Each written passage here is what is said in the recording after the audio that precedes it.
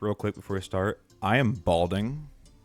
Oh, let's go. No. It's finally time. So should I Me too. buzz cut? I'm sorry. Let it have a little Pull longer. your hair back. Do this. Do this. Yeah. Look You You can get a two. Well, you gotta cover the sides too. Like I'm trying to see what your head shape is. Oh, you mean? Oh yeah. Yeah, you would look good with a buzz cut. Yeah. You would Great. look like my Yeah. football No. coach in high school. You got a But great head Jesse, for it. the fact that you were like, okay, D&D, but wait, guys, hold on. Check this I out. was expecting just you, had to get our you were attention talking about first. you were just talking about the trigger warning, and then I was like expecting you to say something. And you're like, That was by the trigger way, warning. Wait, should I shave my head? Should I? What do you guys think? trigger I- warning, scalp. How's it going, everyone? Welcome to Whispers of the Dice, Terrador's Trespass. Say hello, my crew, whatever you want to call ourselves. We haven't picked out a name yet. I like being cool. Hi. Gang. Gang. All right. Ooh, I don't know the gang. Miscreants. That's what it makes it sound like. like it. Horde. Envoy. Right. Oh, Envoy. There we go. I prefer lied their way on their resume because most of us should not be here. Facts. What do you mean? Whatever we can do to make. There's 4 of us do not know politics. You know punching people. What are you saying? I sing What are badly. you saying? So who would like to attempt at a recap for last session? Worst memory. Not me. It doesn't have to be very detailed. It could be... I can, but I feel like that's cheating. Yeah. I'll do it. Heck I yeah. remember everything that happened. Okay, so we started last session with Maverick's racist, sexist grandpa dissing multiple people in the group, I think. Started some beef. Kiana saved it at the end and went in and actually got the info that we needed. Then we met probably the NPC we will terrorize the most, Quinbert Chimberly. I did write down his name. He's right there. Then we went and we found out that the Terrador documents that we needed were destroyed by a busted pipe, so we had to go to the biggest library in Imperia. So we made our little voyage there. Before that happened, we found a magic barrel for Kiana that just can fill with water. Don't know what's up with that yet. On the way to the library, we made a pit stop at the Empyrean Monk Academy because Theo wanted to presumably kind of shove it in people's face that she did a good job. But then when we got there, the entire school population was gone, with paladin paraphernalia and propaganda spread everywhere. Meanwhile, Lorik for some reason turned into Bart during that part for a little bit. Don't know why that happened. We all immediately left after we saw everyone was gone. Very concerning. Nobody knows wherever anyone went. Suspicions of the clerics and the paladins that are at war. The paladin stuff is there, but we're suspecting the clerics set them up. Don't know what it is yet. Anyways, on the way to the library, we got attacked by an invisible beast. Almost got knocked off the cliff, but we didn't. And then we showed up to the library. One of Theo's moms works there. I think that one was named Adelaide. Yes, I have a good memory of my own mother. And so from there, after being almost killed on the cliff, everyone went to go spend the night at Theo's family house, where everyone had a little sleepover in varying emotional states. It ended with a tense conversation between Theo and her other mom, Cecilia, about the fact that she did not attend wizard school and is the only person in her family that is not a wizard. And then had a fun little sleepover after that. Everyone else was in varying states of good or bad. Heck yeah. Go ahead and give yourself a point of inspiration. That was a very good, Slay! recap. Me when I remember. Heck yeah. All right. So without further ado, this is what, episode 5 now, I think? Episode 5. Yeah, there's my memory. Wild. Right. 4. Is it 4? Four. I don't know. Four. Well, We can count. I can't. I math was is with hard. Jesse. Math is hard. Math is hard. All right. So, as we begin, in the Holloway household, darkness blankets every corner, broken only by slivers of moonlight flittering through the curtains and a warm glow of lanterns throughout the house. A silence hangs heavy, broken only by the occasional soft creaking of floorboards under the weight of this old house. Shadows of furniture dance across the walls, mirroring the candlelight, and everyone is either asleep or in a trance similar to the state of sleep. Now, looking through the eyes of a small and stealthy creature, we can see as the moon casts its gentle glow, this creature silently and swiftly explores this house, hidden from any sight. With each delicate movement, it slithers with grace. Then it makes its way to... Here we're going to find out. Everyone except for Brooks, roll a d20, flat d20.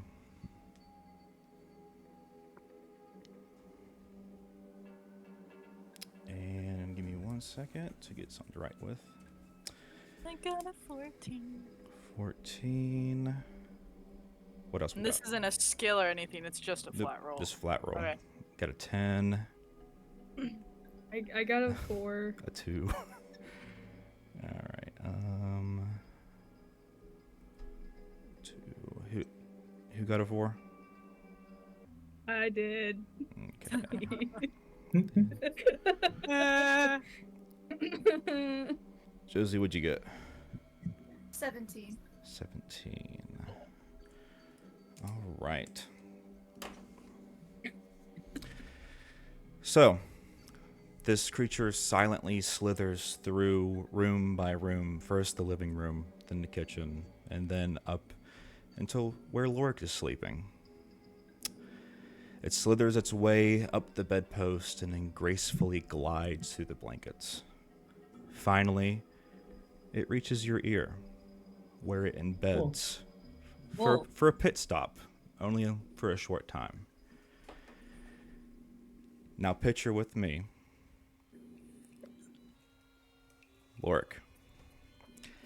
As consciousness begins to seep through the fog of sleep, or so you think, the world came into focus with a jolt. The air was thick with the scent of salt and decay, and the sound of creaking wood filled the space around you, blinking away any remnants of reality. You find yourself lying on a weather-beaten wooden deck of a ship in the middle of the ocean. You seem to be alone, from what you can see, just in your short time of coming to this consciousness. What would you like to do? Weather-beaten deck. How much space is around me? You are on, and I am not well versed in boat terminology whatsoever. You are the front deck, so like you're like right in the middle.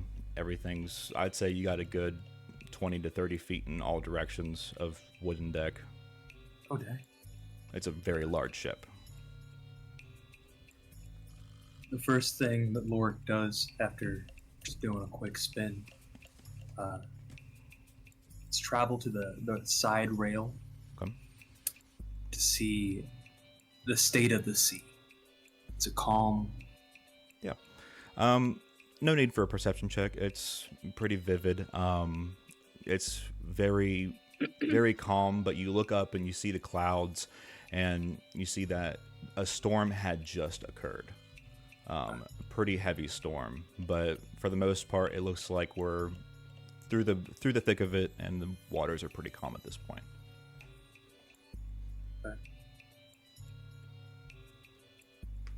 Lorik takes in deep breath, getting all the smells in.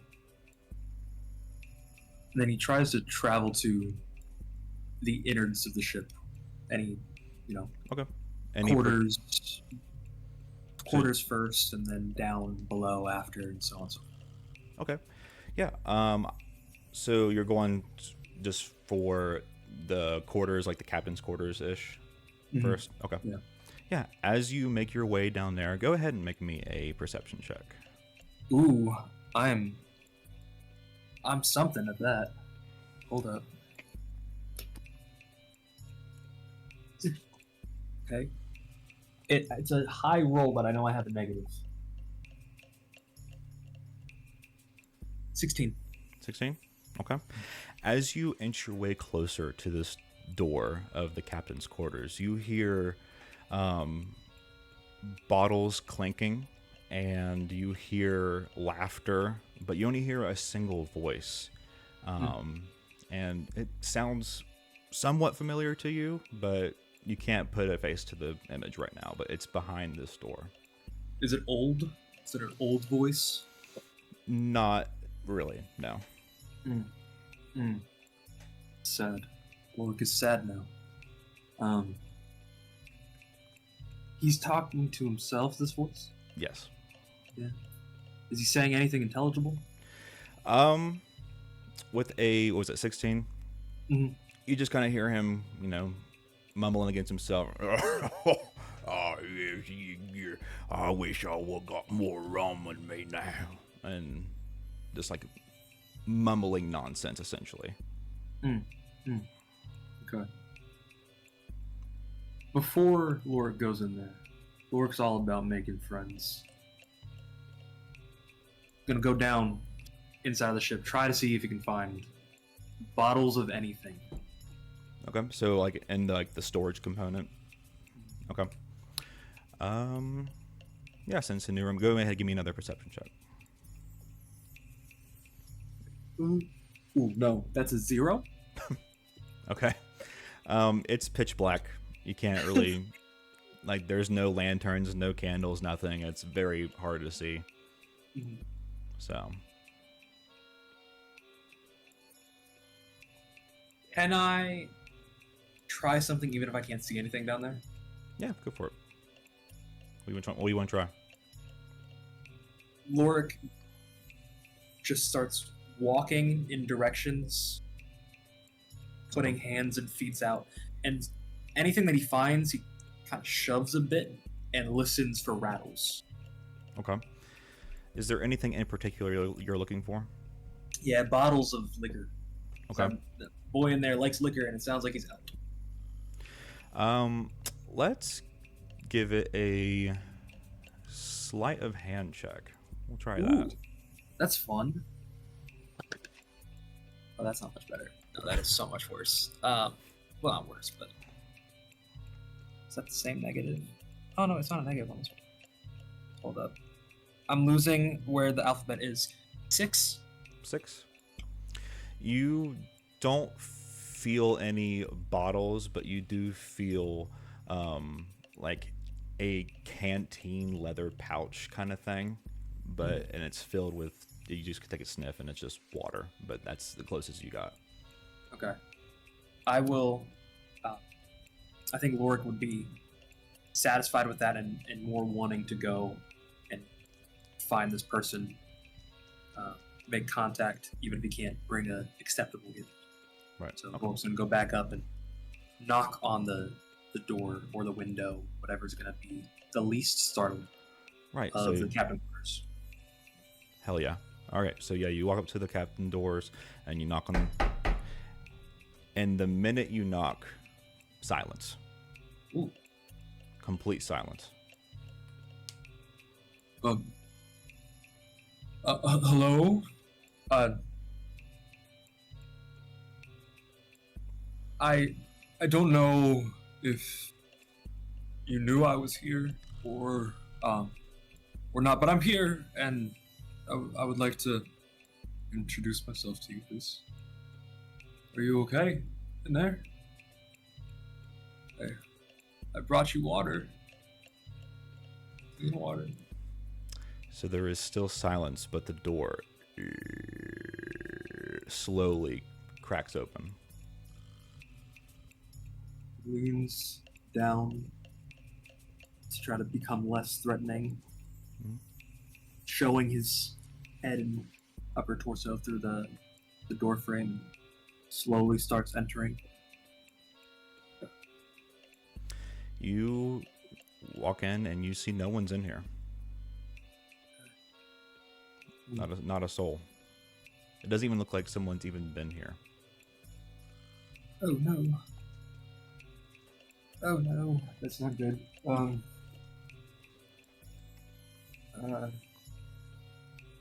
Go ahead and make another perception Other check. maps? Make a perception check.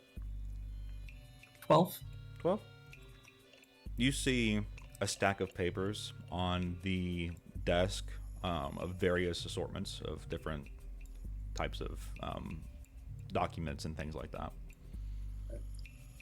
Lorik is going to grab those all together, start laying them out and glancing at them to see what they might be with one hand, and with the other just rummaging through desks and anything that happens to be around him.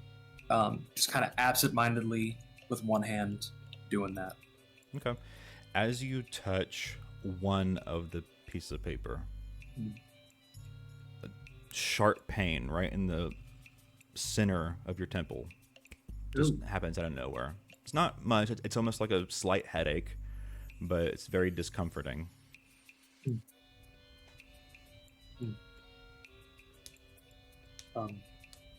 And you see that piece of paper that you touched is a map of Arenica, the land that we are in. If I touch it again, what happens? You want to find out? Yeah.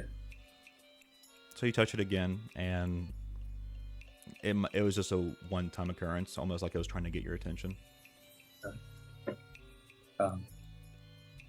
So I lock in, and Lorik is gonna just try to study and see what he can do. He's gonna bring it to the front deck.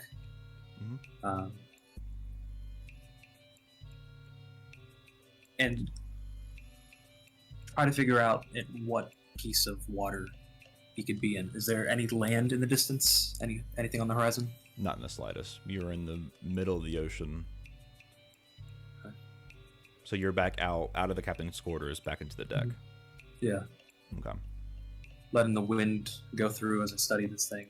I hold it up to the light, wherever the light's coming from. Yeah. So as you hold it up to the light, you see that there are words on the back of this paper. Flip it. Let's see. I'm assuming Lorik can read at this point. Yeah, he learned how to write. Right. Kiana. Right. So you look at the back of this map and you see that it says, "Remember me to be free. I am a treasure from the depths not shown, a mystery that few have ever known, a twisted shell, corrupt and rare, with power that can make your flesh despair."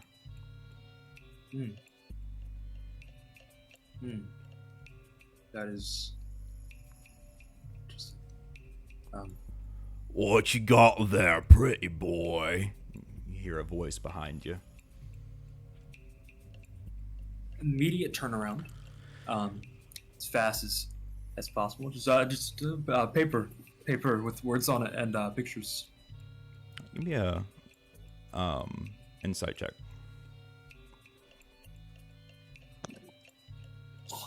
Oh, the light changed what I thought that was.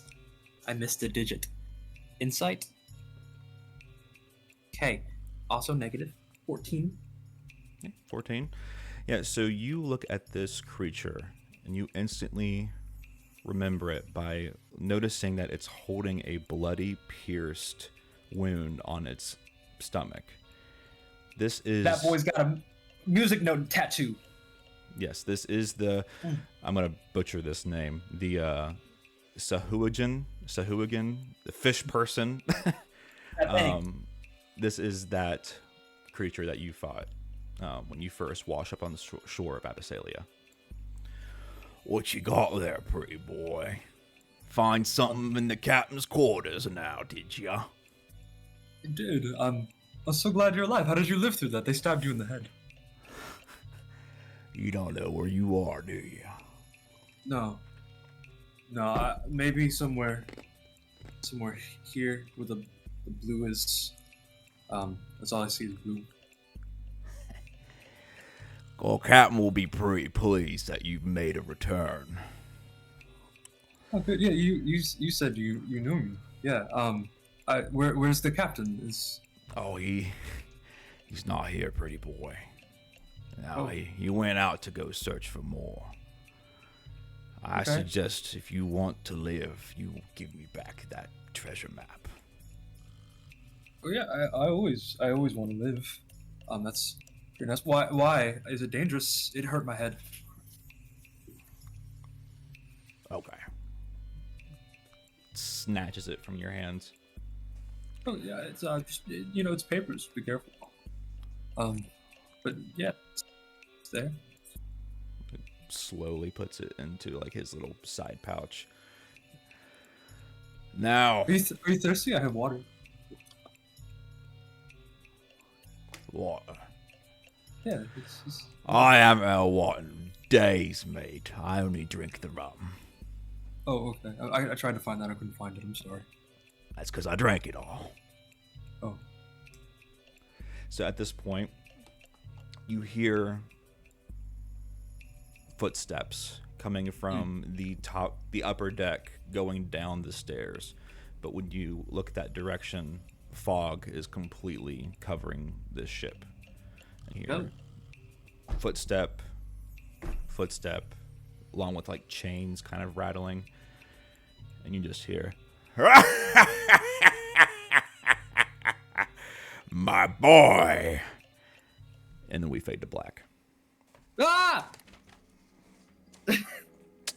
All right. Let me pull up real quick because I have it in a specific order. As we go back into the point of view of this small Silurian creature, gets out of Lorik's ear and slithers its way through, it goes up to the room where the girls were sleeping, and it embeds itself into Bart's ear. No! No! Ew! Please. Ew! It's like alien. Oh! So at this point in this state of sleep, at first we see black, and then almost like a spotlight hits out of nowhere, blinding you. And you realize that right now, Bart, you are standing on stage, bathed in this loud glow of flickering torchlights and spotlights. Your fingers are nimbly strumming the strings of your lute as your melodic voice is filling the air. This tavern or performance tavern that you are at is alive and well. The sound of laughter and conversation fills the void of this large space. As this music reaches its crescendo, a sudden jolt of awareness washes over you. You are no longer just in the trance of your performance. You are now completely conscious and do not remember how or why you are here performing in this tavern. What would you like to do? Oh. You are on stage. All eyes are on you. I guess I'll look for my dads. See if they're anywhere. Or Yeah. if I'm here alone. Yeah, so your dads are, this is the portion of the concert where, and you know this just based off the concerts that you've performed in the past, this is the portion where you do your own little solo work, and while the dads are in the dressing room, kind of like drinking some water, taking it easy, preparing for the next set. La la la. I don't know what I'm supposed to do. I'll just keep playing. Heck La yeah. la. Light it up like a cannonball. Okay. Heck yeah. Heck yeah. I want to, honestly, I won't even have you roll performance check. That was awesome. Heck yeah. So yeah, At that Thank you. point, so you go Professional. through, right. So you go through the song, and the house lights start to come on, and we're basically toward the end of this show. So is there anything you'd like to do? Everyone's no longer like directly looking at you. They're kind of like, going to themselves, getting some drinks. But you are still on stage.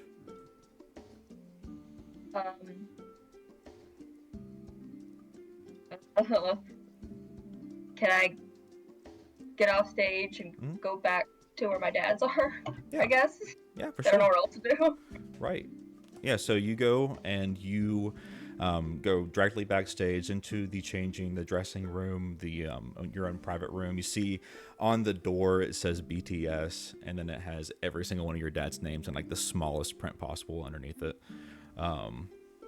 Don't ask me to recall that because I do not remember all of them because there's like 7 of them. So yeah, as you go into your private room, give me a investigation check. 13. 13? All right, awesome. So you go in there. You notice that your dads aren't there, but it looks like they've just left, and they're just kind of like, maybe they're just gonna go out to get a drink from the bar, but they are not in this room right now. But at this exact moment, the minute you shut the door behind you, a puff of black smoke appears out of nowhere in the center room, and you hear, well, if it isn't little Bart, pretty little blue boy. It kind of purrs as its tone is dripping with malice as it's saying this. How did you get past the security guards? I don't want to sign anything right now, please. Oh, you will sign something later. Trust me, I have a tendency of getting my way. You turn slowly towards this being, and you are face to face with a woman of unearthly beauty. Her eyes are smoldering with infernal light, and there's no mistaking for what she is. She is a devil. So, Bart, can I call you Bart? That's my name. I know, but I know your full name. I know all there is to know about you. Oh, I'm an idol. It's kind of hard not to. I like you. I like you a lot. So, Bart, Yeah. what is it that you want? Truly. For you to leave me alone. Please get out of my dressing room. You're scaring me.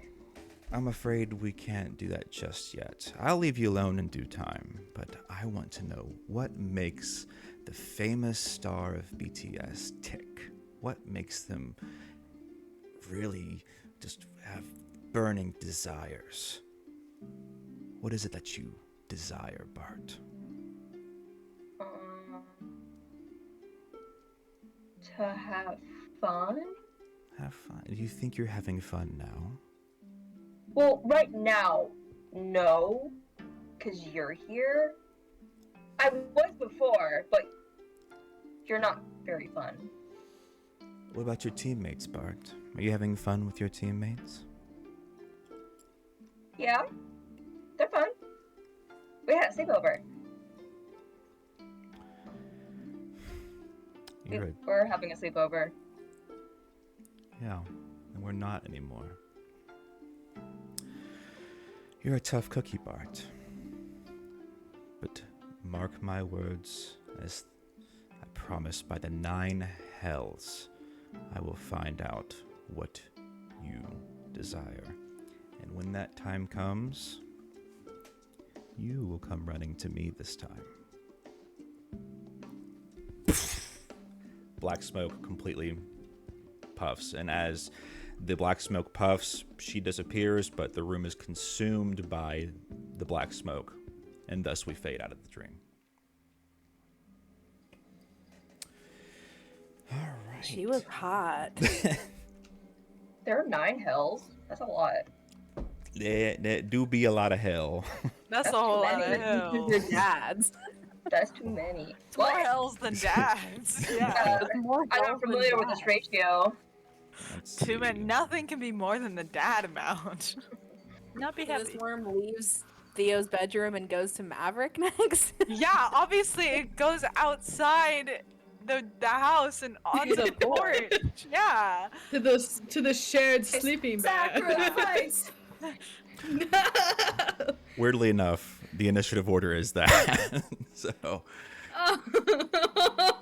this slithering creature goes out of Bart's ear, down the bedpost, out the window, the slightest crack, because it was kind of hot last night. So you guys cracked the window to get some airflow, and it slithered its way down.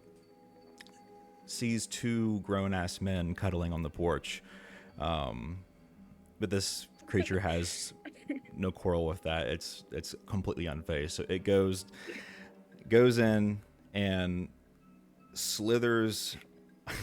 It slithers up Joel's pant leg at first, and then it quickly realizes, like, oh, and then it turns around because it was just not pleasant.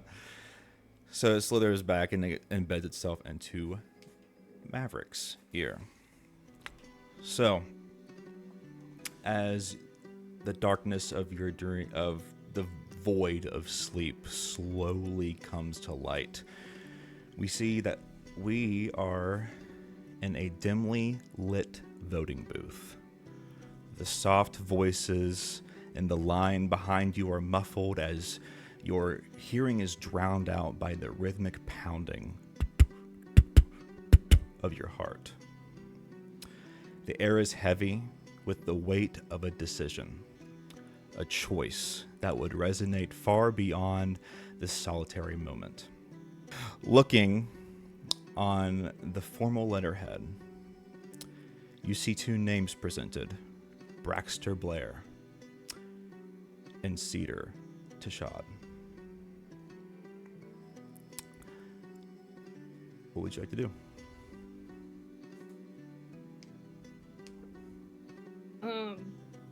Well, obviously I'm gonna vote for Cedar Tashad.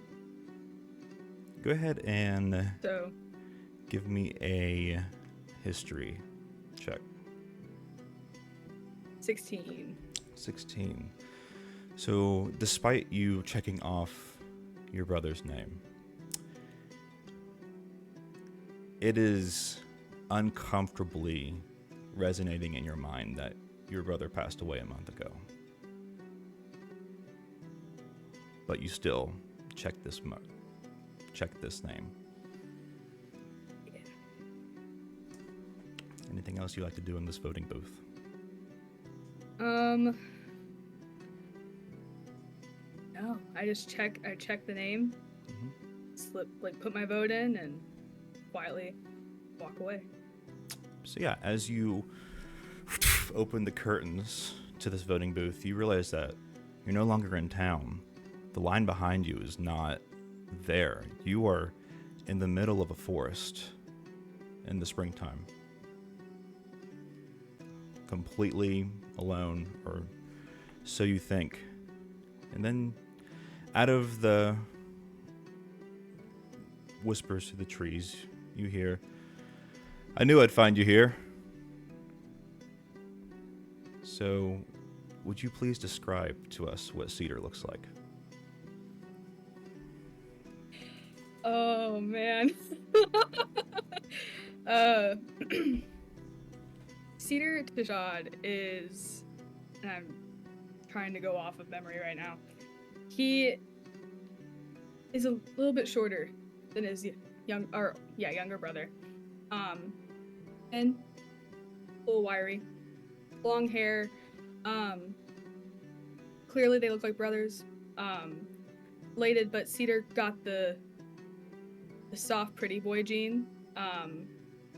and there's not a hint of like malice in Cedar. He's like the kindest looking person.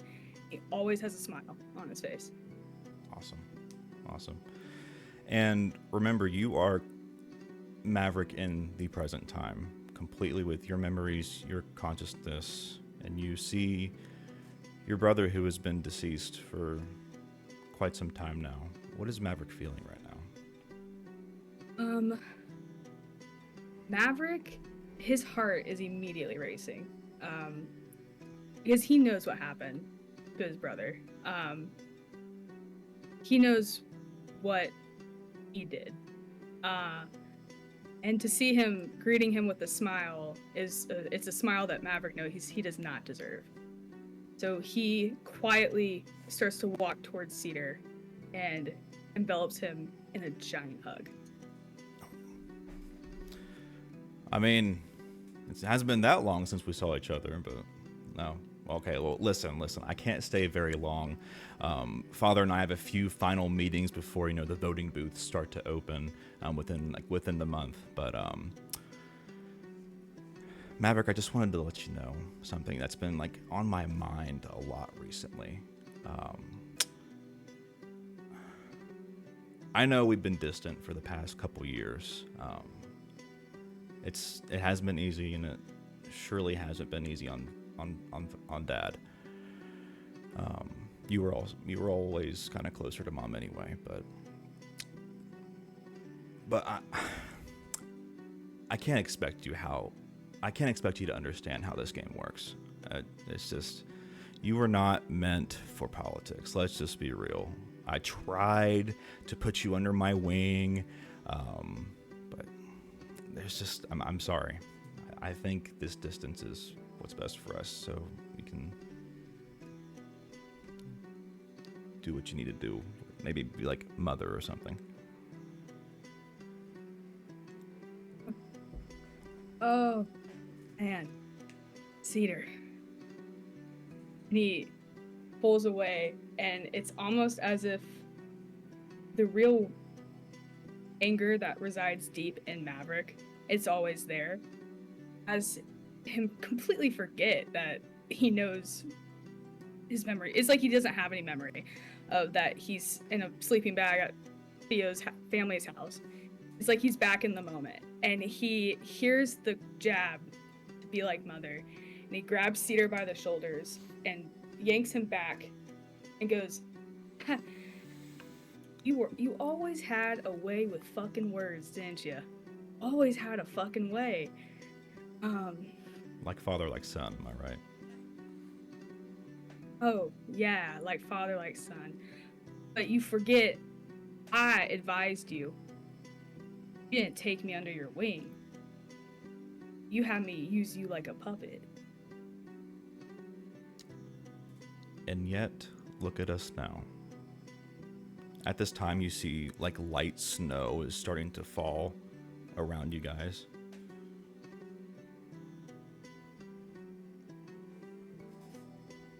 Listen. Just falling.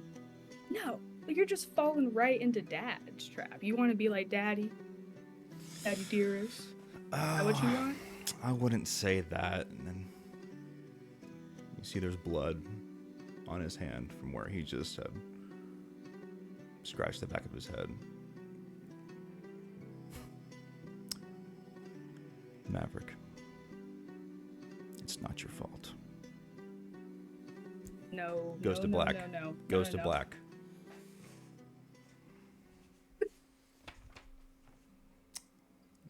I'm having fun. Did he say, Maverick, it's not your fault? Yep. Oh. Bro, we're re-traumatizing weird shit. For Bart, it was just a regular Friday night with a stalker coming in his dressing room. And you guys are living through this shit. This is Brooke's in insane. the chat going, put the worm back. I'm so scared. No, Devin, Oh it's my a God. normal Brooks- Friday night when Brooks Bart has texted a me. woman come into his dressing room and say, one day I'll get to know what you want. I know everything about you. Okay, It's a- what's new? Girlhood is a It- spectrum. Get in line. It's a slow burn, Devin. Just trust. Girlhood is a spectrum. One day You're having a Friday night. The other day, your brother's telling you it's not your fault that he died. Oh I'm shoot! so close to crying. Oh no. I gave you guys a warning. I gave you guys a warning. I'm afraid. All right, so this slithering creature, we can call it a worm, pretty much is a worm, slides back up, doesn't go through the house like it did, it goes back up the side of the house and through the window back to the girls' room, where the girlies are at, and Bart. Bart is one of the girls. So it Part of the girls.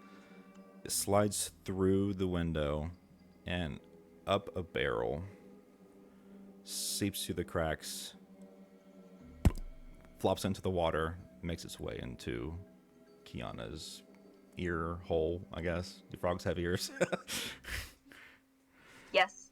Yeah. So, from the blackness of sleep, we slowly find ourselves in a dimly lit room, and shadows dance across these walls, casting shapes upon the walls like the walls are almost like a bubble-like material on the side of like a reef that is completely submerged underwater. So we are in a airlocked bubble that is underwater on the side of a reef. Kiana, this is your room where you lived back in Abyssalia. The air was heavy with a palpable sense of tension as you stand frozen in disbelief. Imprinted upon your features, before you stands a figure that had long believed to be lost under the current order. Your brother. One whom you had thought you would never be side by side in this world again. What would you like to do? You? Hi, Kiana. What are you doing? Hey. I want to reach out and touch him. Yeah, you reach out, touch him. You can feel it's not an illusion. It's you feel the frog skin. It's been so long since I've seen you in front of me. Yeah, I know. It's crazy how our society has done this to us. Listen, there won't be much time before they know that I'm here.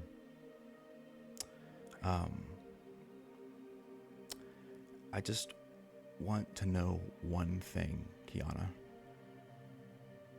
Anything. Why didn't you save her? You can't say that. You know I tried to. You have spent your whole existence, though it be only a few years, you've spent your whole existence studying the ways of cleric, and yet you couldn't save her. And what about you? You were there, why didn't you save her? Why does it always have to fall on me, huh? Go ahead and make a perception check. At 20. So, yeah, out of the corner of your eye, you see in the darkness of the ocean, a light kind of flicker, and one light flickers, multiple flicker, and then it just becomes like a sea of lights, and they are making your way quickly towards the area that you guys are in, and you know that this is the Abyssalian government. We need to hide. You still didn't answer my question. Okay, fine. It was my fault. Is that what you want to hear? It was my fault, and maybe I couldn't save her, but I can save you now. Get under the bed. Hide. At this point, the lights are basically like at your doorstep. Ew, And please. he grabs a conch shell. It says, "Save me, Kiana." Blows into the conch shell. And at this point, the door behind him is open from the government. Your brother's skin evaporates into like a mist, like literally like as if water was evaporating. And as it evaporates, a sword from the government soldier behind you, like, gets right into your peripheral view, like right in your face, and stops right there. The conch shell stumbles and falls at your feet, and it goes black.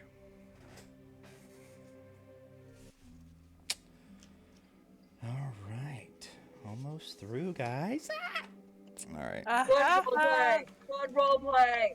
Good job. What? That's my Joseph. favorite actress. Hey, Maverick, how do you feel about spreading that rumor now? Dude, I'm gonna This guy. throw up.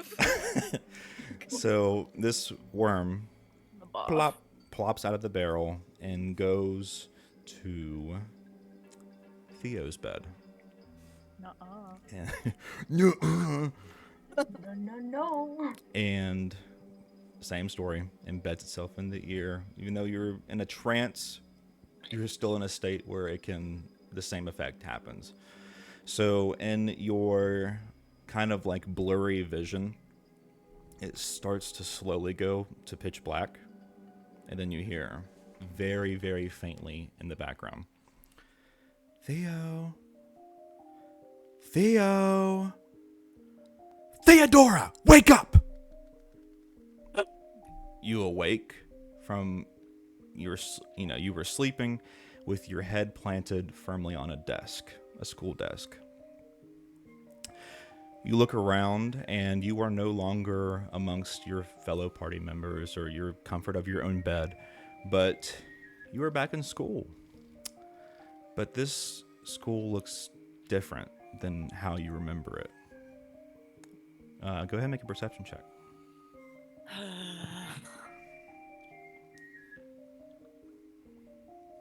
What the? Oh boy. I need you guys to know, I purposefully have a +6 to perception. I rolled a 3. I got a 9. Every single perception check I have made in this campaign, I've gone, I have a +6. This will be, no, never once. Okay, I got a 9.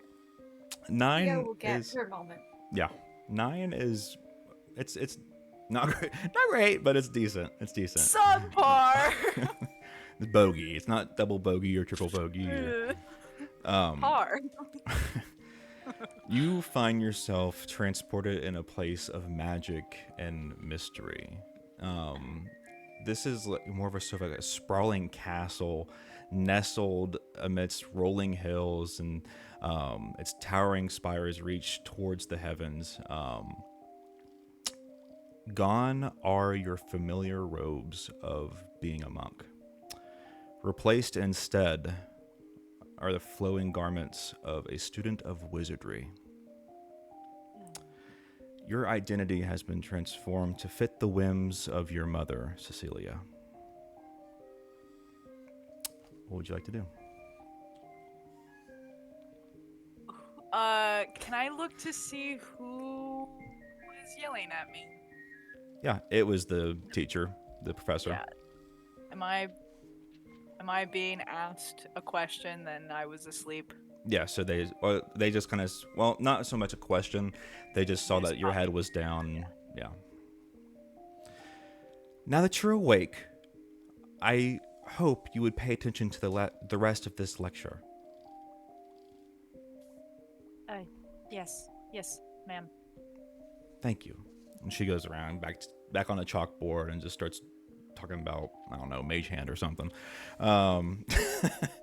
Fireball. Fireball, right? Yeah, is there anything else you would like to do or look for while you're waiting for class to end? I guess maybe I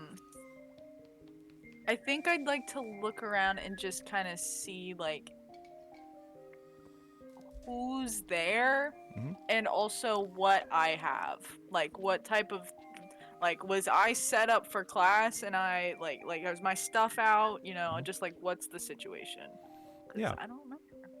Yeah, it looks just like a regular day at a school. Like you have your like pouch backpack like thing on the side of your desk near your feet. You have like a little scroll that has like your notes written from the class. This notes are kind of scattered all over the place. It can tell that you're kind of struggling with the material. Yeah, and you're just like students that you don't recognize are just kind of filling the seats like in between you, in front of you, behind you, all around, and just a regular classroom. I guess I'm gonna try to keep up with the lesson as now that I'm awake again. Yeah, for sure. So some time passes, and make it through the rest of the lecture, and it's a lecture. So bell rings, and everyone gathers their stuff and is ready to walk amongst to the next class or wherever they need to go. I think if there was someone sitting next to me, I'd be like, "Hey, how much did I miss?" And I show like the gap in my whatever I've gotten written down. I didn't write anything down for today. Perfect example. But like I'll show like where I stopped and like where I picked back up again and be like, "Did I miss anything like super important between here and there?" The student grabs your notebook. Theo, these are last week's notes.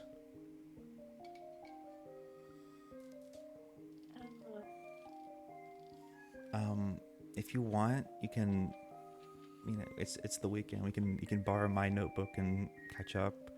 I don't. You Yeah. you seem off. Is everything? You haven't been yourself this week. What do you mean? Oh, you just haven't been, attending to your spells. That's the whole point why we're here is to practice wizardry. Oh, it's one of those down weeks. It's not feeling too great. You caught me. I haven't been trancing really well. It's been kind of loud near my room. Yeah. Um if you let me borrow them, I'll copy and I'll give it back Yeah. tomorrow. Yeah, of course. And she hands you the notebook. It's like, yeah, well, hopefully you can read my handwriting. And she just kind of walks away and does her own thing.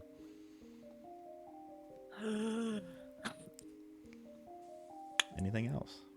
So is this like this is wizard boarding school, right? Like I'm Right. It's like the Monk Yeah. Academy, but for wizards. What wizard? Right.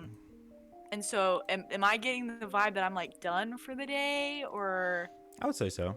Yeah. okay, then I think I'll probably go try to find probably somewhere outside to Okay. go take notes or copy down these notes and try to get them over. I have to copy a whole week's worth of notes. Oh no. This is truly a nightmare. God, this is one of my nightmares personally. You've missed 3 weeks of school and the test is tomorrow. So yeah, Saturday. you walk out this classroom and in your awe and your surprise when you're trying to figure things out, you are the last person to walk out. So the door is shut when you walk up to it. When you open the door, you notice that we're no longer in the halls of a school or in the courtyard or anything like that. But no, this door leads to a beautiful and lush garden filled with life. And in the center of this garden lies a waterfall that connects to a pool of water. And within the pool are 4 orbs of different colors. There's a red, a blue, a yellow, and a green. and they're just kind of like constantly rotating above, like ever so slightly above the water. And yeah. I go up to the waterfall. Am I still like in wizard garb? Like, did I just walk through and like suddenly I'm somewhere else and it's like, Go ahead and make an insight check and do it with advantage because this is an insight on yourself. okay, real. Okay, well that was a 5 and a 1, so let me add that. That was a 7. Okay. This dream, Theo doesn't dream because the no. Right, She's right. like, inspiration. oh, is it a good time to use it? How do I use it? I would Reroll. I would give it to you. You don't have to use the inspiration. Okay. It's for the story. No, I'm kidding. Story, the narrative rolls, guys. So you are back in your like monk clothes. You are back to Yeah. normal. Yeah. Okay. I guess I'll go up to the waterfall and just kind of like look at the pool because you said the waterfall and then a pool and then the orbs. Right. And I'll there's- go look at like the pool and kind of see like if it's like super deep or something. Yeah. So you walk up to there. Go ahead and give me like a perception check on the Okay. on the pool of water. The water. The water. Is tonight not your night? I want you to guess what I rolled on my perception again. 3. Okay, it's just. So was that's it a 9. Yeah. Guys. Anyways. Yeah. Anyways. Yeah. I mean, it's a pool of water. It's a I pool mean, of water. it's deep enough to where a waterfall can like make a pretty good impact still. Okay. Yeah. Um, So it's not because I was thinking garden and it's like I don't know like a greenhouse, but this is like kind of an outside middle like of the forest kind yeah of thing. something that Yeah. they've come up with around the waterfall. Yeah. Right. I guess I'll touch the water, not the orbs, but I'll like Yeah. dip a little hand in. So as you dip a little pinky, you hear a old voice coming from the side of like your perception, and kind of like near a tree that is next to this pond. You hear an old voice say, "Find everything you're looking for." I turn. Yeah, you And turn look. and you see an old Aarakocra sitting near this tree. This basically like leaned up against the stump of this tree. For those of you who don't know what an Aarakocra is, it's a bird person. And this one specifically is an eagle. It's your typical Aarakocra. Oh, cool. Okay. I don't really know if I'm looking for anything. I just kind of Oh, we're always looking for something. What are you looking for, Theodora?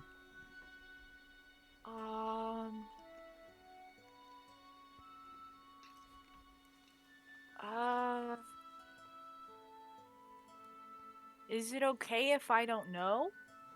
Certainly. I am well past my age of, normal death, and I don't know what I want half the time.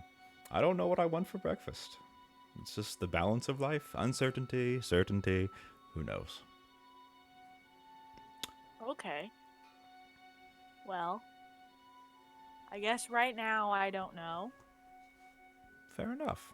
I guess right now I want to go dip my hand in the water. It is a nice day for soak, if you will.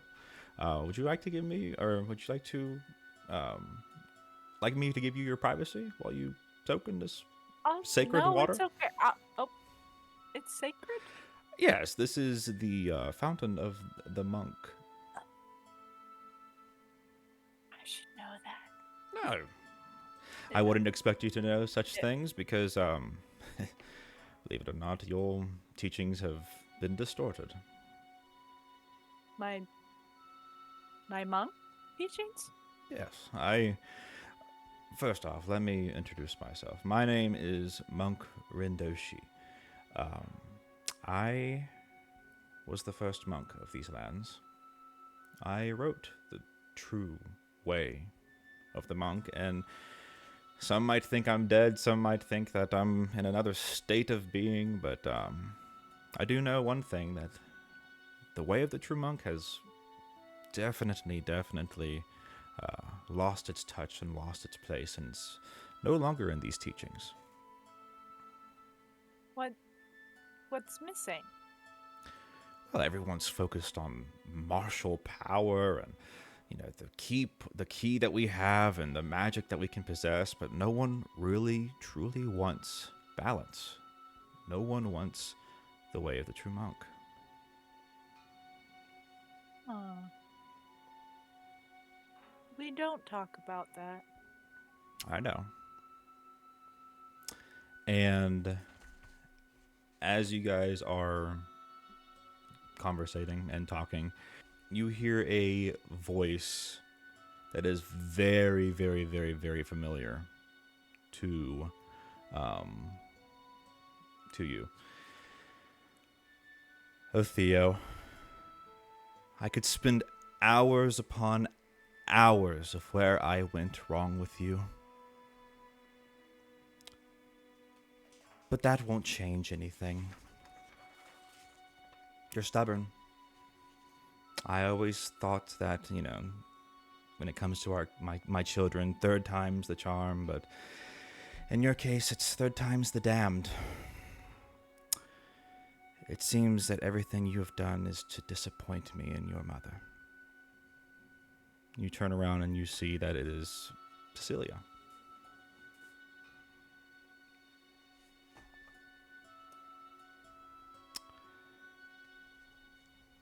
Would you like to say anything?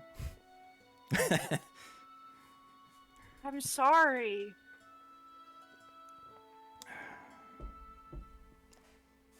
I know you are, but you can't help it. So if you're not going to impress Mother, I'll do it myself. And at this point, Cecilia's body transforms, and basically it was a disguise self spell. And now you are face to face with wizard version of Theo.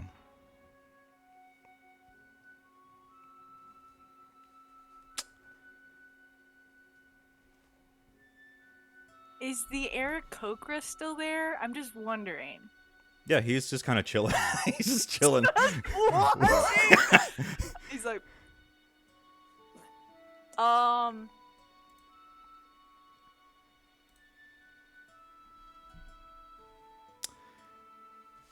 Real quick. Yeah. Jesus fucking Christ. I just rolled a nat 20. So, Wah, wah. her hand stretches out and a Wait. bolt okay, of fire rushes right at you and does just 10 points of damage. Owie. But weirdly enough, you don't feel anything. You notice that it's painful and that it, like, ow, that, you know, took a toll on my body, but in the same time, we're in a dream. Yeah.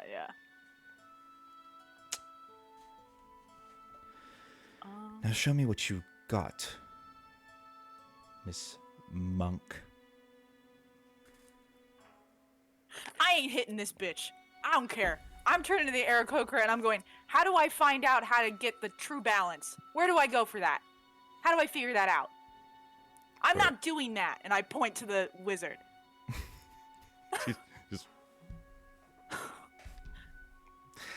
So the You want me to hit you, and I won't.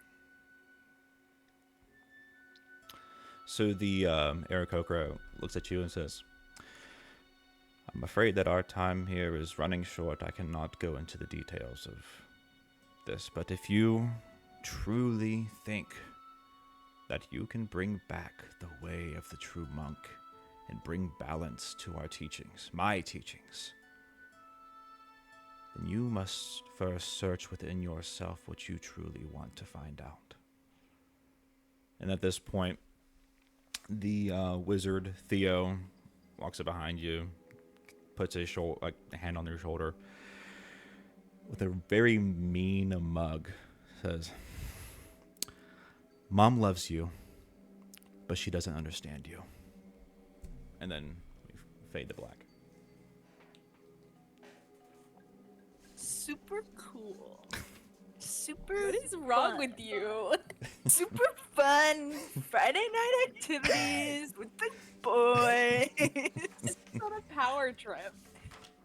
All right. Oh man, Jesse went, "I know your character backstories, and I'm gonna make sure you know I know them." All right. I am writing Every one down of us taking every emotional damage. Gotta look I'm writing down inside myself. every hurtful thing that he says. Every hurtful thing Jesse says, I'm writing down for future evidence Heck in yeah. my lawsuit. Future My evidence. lawsuit. Yeah, we're taking you to court. Actually, you're getting sued.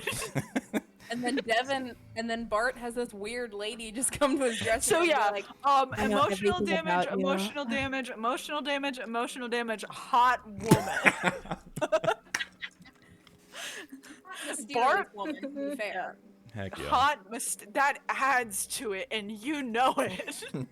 But one that's saying like, what did she say to Bart? Like, one day, once you find out what you want, you're gonna come crawling back to me. Like, ugh. Right. Cougar Bro's alert. asking the teens of the group to what they want. It's high schoolers going, "What do you want to do for a career?" Right. I didn't get asked what I wanted to do. My brother just got killed. Again. You think? I don't know. All right. Wizard school. So as this worm makes its way to its final sleeping body, it makes its way to the kitchen where it sees a passed out, drunk Fire Genasi. Fire Genasi. So it makes its way up, goes around a liquor bottle that is like in the hands of Cyrus, and then goes up her arm and into her ear. Same story. From the darkness, we hear swords clashing as adrenaline is surging through your veins, Cyrus. Consciousness abruptly seizes you, jolting you from a state of to a state of focused intensity to a stark awareness of your surroundings. You are in battle, the heat of battle, but you quickly can realize that you are in your childhood street, out in the middle of the street, and you are practicing your swordsmanship with a familiar face. Would you like to describe what Kai looks like? Oh. I'm gonna make some stuff up on the fly. Kai is slightly shorter than Cyrus.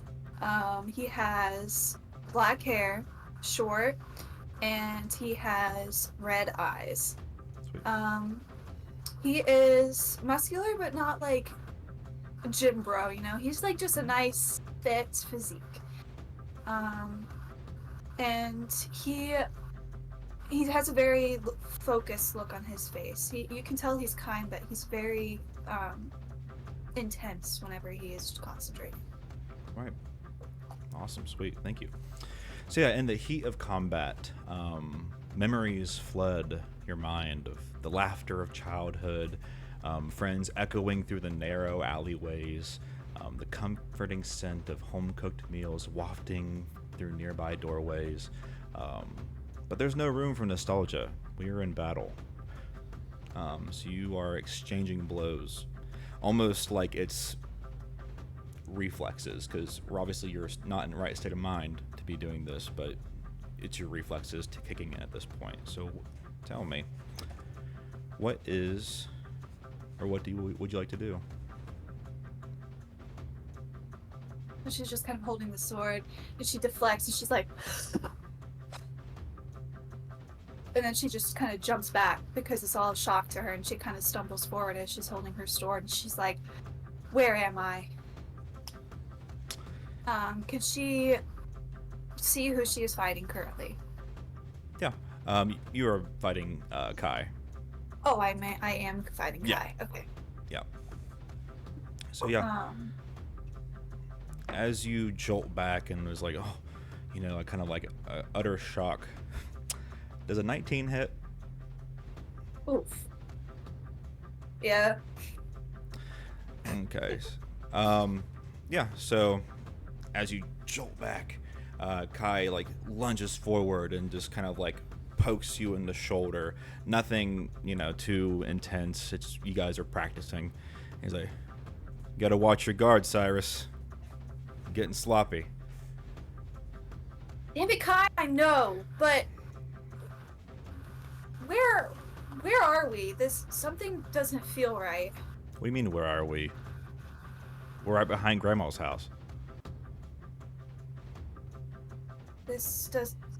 Kai, doesn't seem right. Something's not right. I'm not supposed to be here. Well,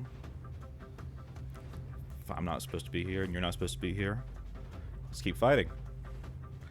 And exchange blows. This time, Kai strikes again and gets you right in the eye. Accidentally. And this time you do feel it. It does, you feel the remembrance of the pain. Rushes towards you. Oh my gosh, Cyrus, you okay? I didn't mean to. Ah! Kai, can't you just give me a second? Why do you always have to be so rash? I saw the opportunity and I took it. Okay, I'm You wanting know what? to. You never think. Do we have to think when our lives are at stake like this? I know we're practicing, but in the actual heat of battle, you have to be ready. Yeah, we're not in battle. Fair. All right, well, let's go ahead and get you looked up. And they take you back to, assuming back to Kai's place, to get you all checked out, your eye, all that good stuff. Would you like to do anything on your way to your aunt and uncle's house?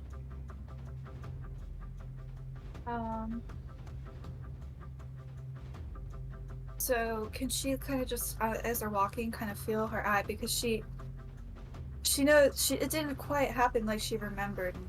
She knows something's off, but she can't quite put her finger on it. Can she just kind of like feel her eye, see if she feels any scar or anything? Yeah, you can make an insight check. And advantage because it's yourself.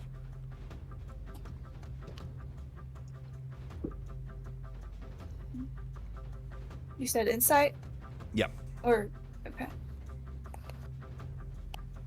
Oof, -1. Okay, 13. Okay. Yeah. You do notice that it is kind of like swollen, like as if it a gash were to happen. It isn't in, you're correct, it isn't in the correct like formality of how it happened, but nonetheless you do recognize and remember this pain. Okay. I guess they just head on to the aunt and uncle's house. Yeah. So as you guys are walking towards the aunt Camilla and uncle, I have it somewhere, Finn's house, they, with the freshly engraved wound on your face, your eye starts to, swell up with some tears, some just kind of like getting a little blurry.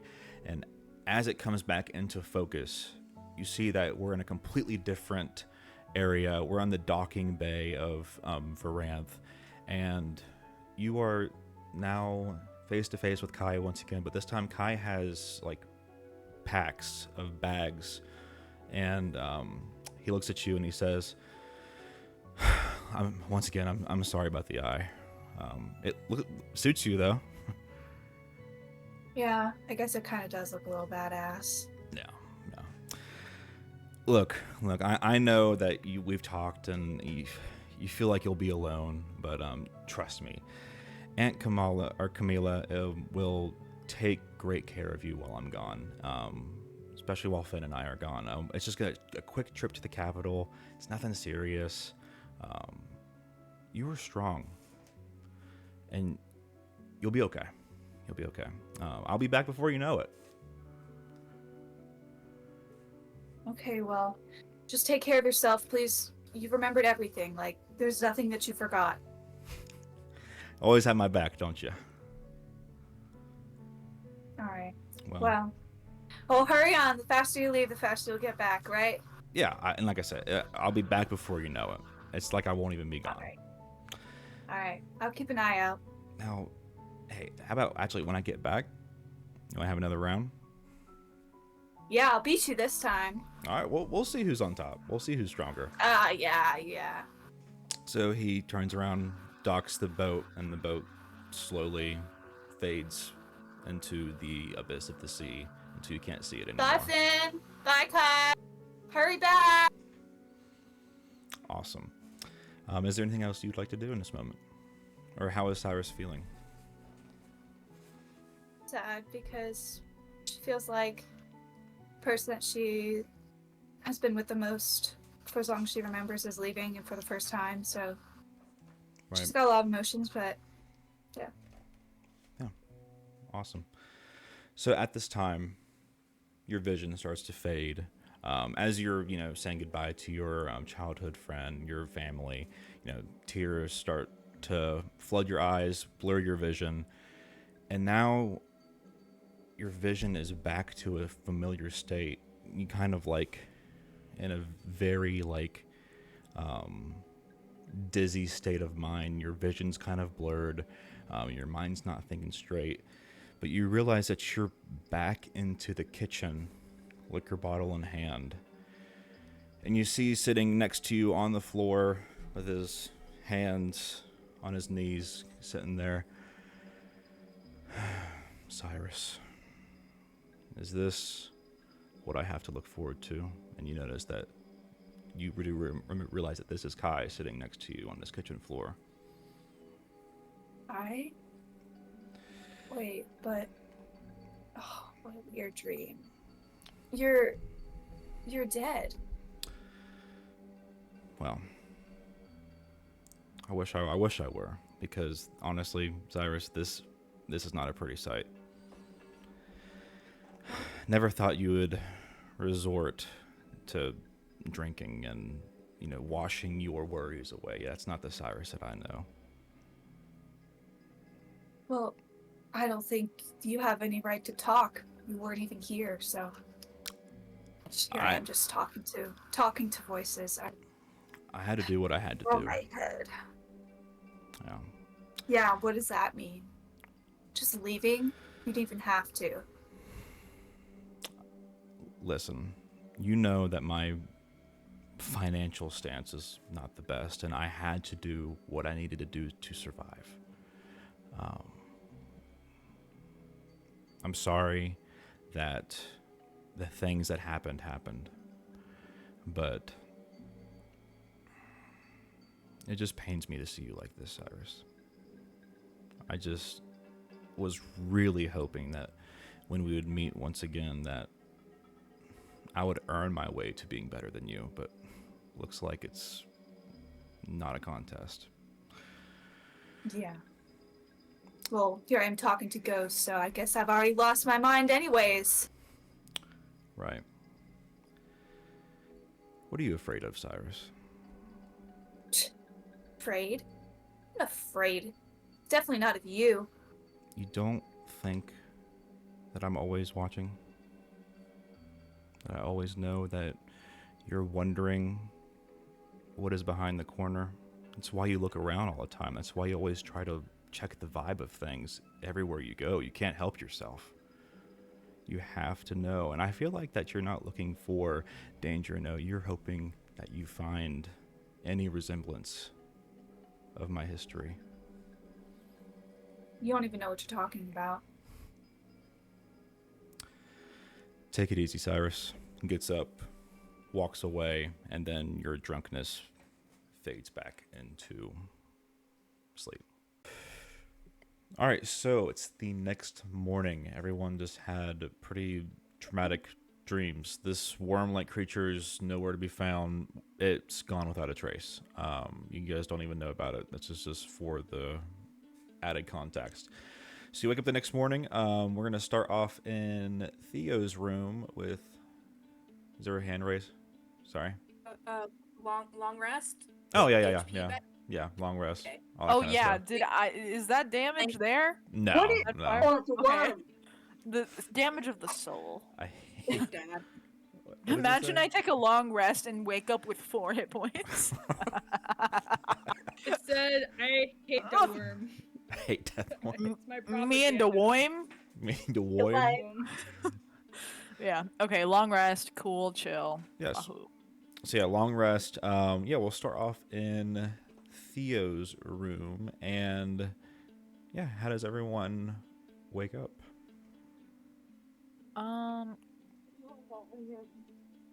I feel like I will say, yeah. Aurora is like standing over Bart, just like I think okay, this is the situation I would love it to be. Since we're elves, trance doesn't last that long. I come out of my weird trance after her and I see that and I go, "No. what? That's He's just so pretty. I know. He's real sleeping. He's sleeping. So you think it'd be creepy? Yeah. He doesn't even know. Like, it's not trance. I've talked to them about sleep. They're like out. They don't even know anything that's going on. He has no peripheral vision. Yeah, get away from there. Starts crying and just runs to the bathroom. Oh my god.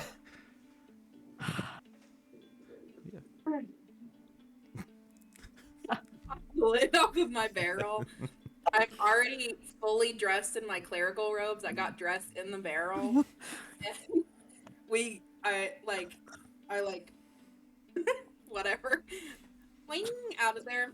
Water sloshing onto the floor. Carpet Oh. spread. That was such a strange night. I had the strangest dream. Good morning, Theo. Good morning. Dreams. I can't have dreams, and I had one last night. Oh, how exciting. No, very bad. Did not have a good time. What are your dreams normally like, other than bad? Oh, well, normally I dream about sort of people waiting on me, and me and Daddy are like usually in a meadow, and we're like swimming through the ocean, and I don't really have any other friends than Daddy, so that's usually it. But yes, sometimes they're bad too. I had a bad one. Okay, I think I had a bad one last night. I'm gonna be real. I don't know if it was a dream. I think I met like the first monk ever. Like ever. I'll Did have you to time ask- travel? No, cause like no, because I was still me, and then halfway through another me showed up, and it was like me if I was a wizard, but it was still me. I wasn't like old or young or anything. It was weird. Did you I- learn how to cast simulacrum? No, I don't know how to do that. If I really tried, I could do like a firebolt, like, and that's it. Ooh. But that's gonna take like a good 20 minutes. And I'm not gonna do that. I can't. It's no. So that was weird. Well, sometimes dreams make up things that can't actually happen. That's So maybe it was kind of Okay. like that. probably. Are you guys There were- whispering right now, or are you talking full voice? I think not like screaming, but I think we're like normal volume. talking. Yeah. Bard. Bart, you are awakened by this conversation that is going It was on. so weird. It That's yeah. strange. I was also in like you know magic, sort of. There was like this waterfall, and like there were these orbs, and there were 4 colors. I think it was blue, green, red, yellow. Then they were just floating around on the top of the water, and it was like sacred water, but I put my hand in it. Well, I've only been studying medicine and arcane for, I don't know, about a year. That doesn't. Sometimes magic can be blue or green, but that doesn't ring a bell for anything in particular. Maybe I'll ask Yeah. my mom's about it in the morning. What Well, time in the is it? now. Morning. It's Is it- morning. In the now. is the Yeah. sun What time is it? Pull up my elf watch. You have like very few hours until sunrise. Oh, so it's not even okay. It's like 4 a.m. and we're like, hey, chatting it up. Guys, you're so loud. Please. Bart, It's you still and I dark out. you and I both had bad dreams. Did you have a dream? Yeah. It was About your what? turn. Oh no, it's starting to. Okay. I was on stage, and then I got off stage, and there was some stalker girl in my dressing room saying she knew everything about me and the usual.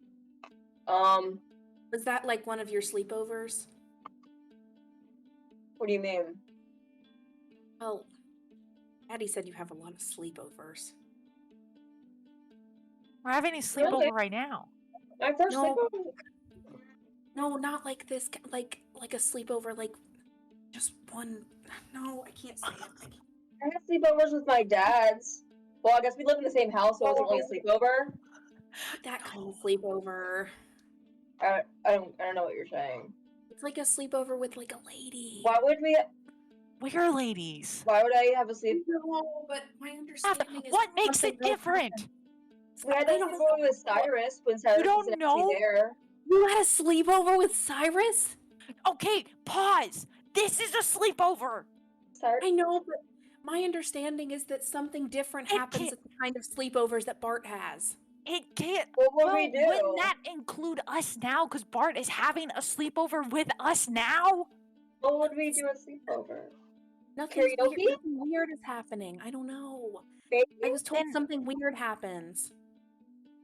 Then maybe you were told wrong. Like remember when we were at the hotel in the capital and everybody was talking about how Maverick had a sleepover, but nobody would like say it too loud. Maverick had a sleepover? Sex! Really? You can't say that. What do you mean I can't say it? It's a word! No, bad word. That is not very becoming for court.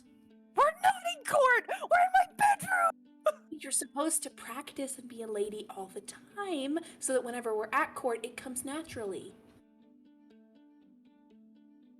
You just not go to court. We're not in court.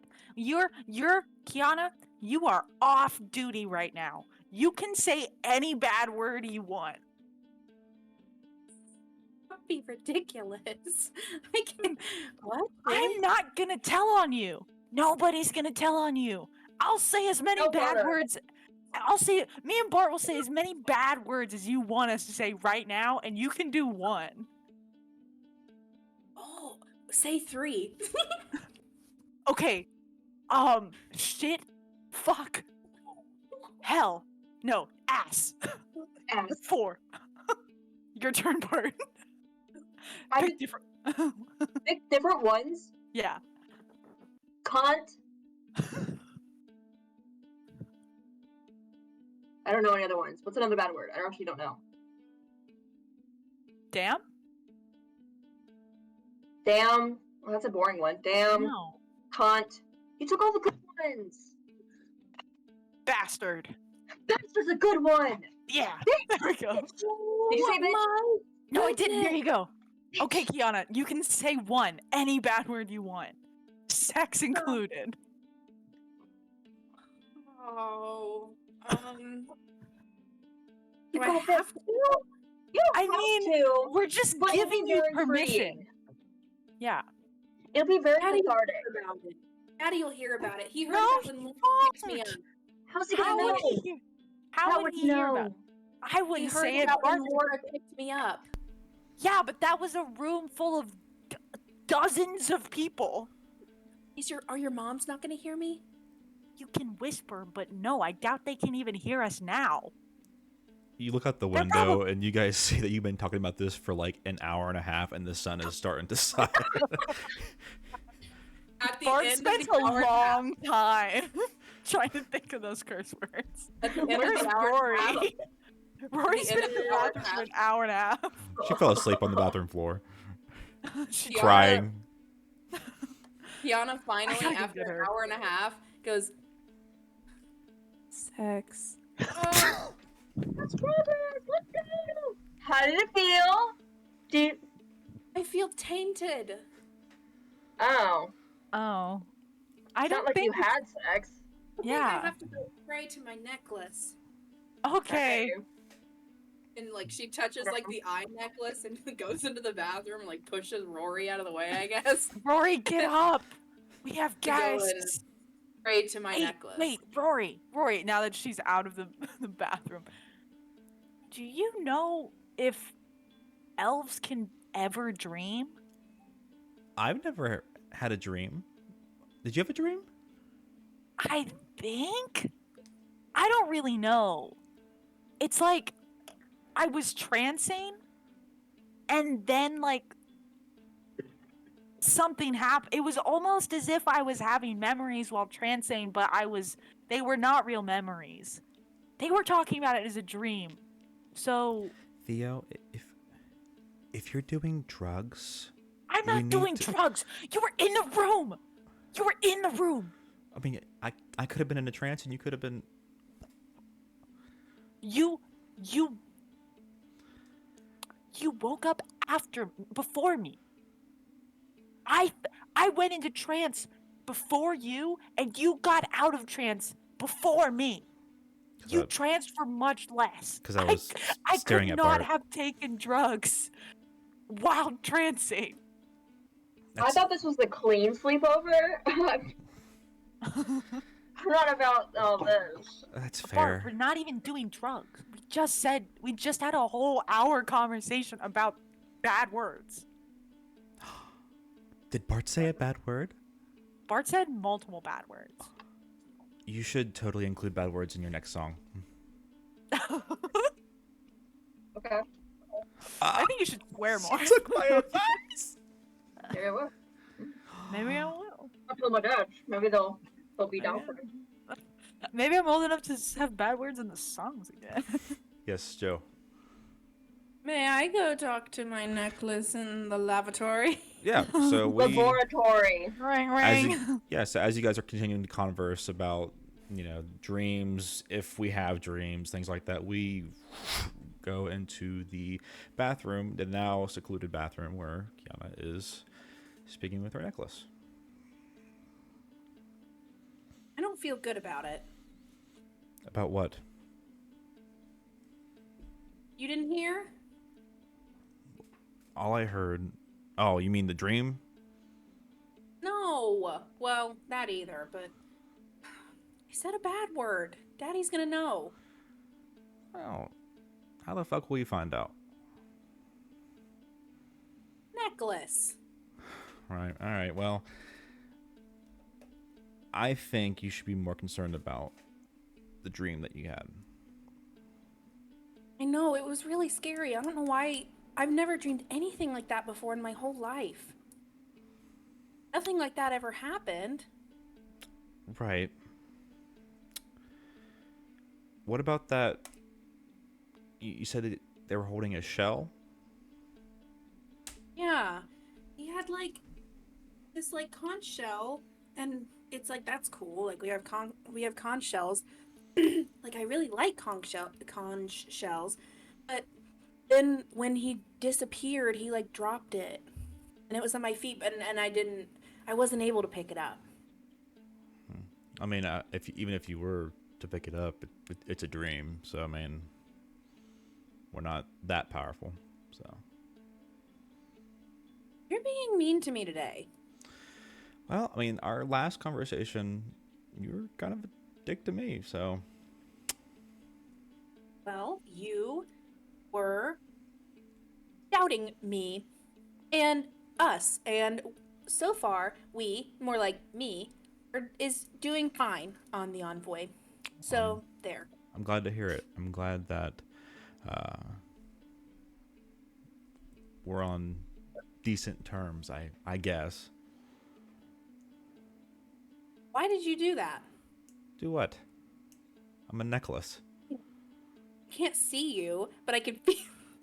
I can feel that you did air quotes when you said. It's none of. I can feel that you did air quotes. It's none. I can feel. Not. It's none of your concern. Okay, let's just go on. Let's get the information that we need to get. Let's just continue with this envoy. We can go back to Dad. What are we supposed to do about the letter? What? Oh, I didn't mean it like that. I mean, how Daddy was upset about Lorik, and then we told him about the rumor that everybody was saying about Hugh, and then I have this dream. What? Well, you told Daddy, your dad, to deal with it. So if your dad is the person that he is, then he'll take care of it. About this dream,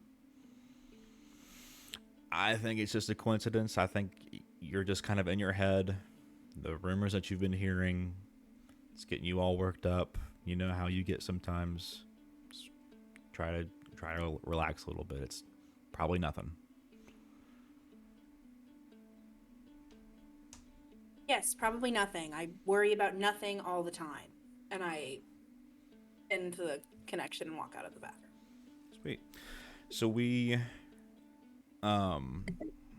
pan towards the outside and we see a sunrise and it's all nice and pretty. And Maverick, you are awakened by something poking at the back door.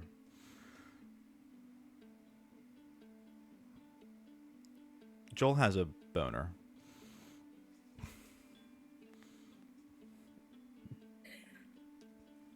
Hold on. I'm trying. Hold on, no, well, don't not start yet. unfortunately. Hold on. Hold on.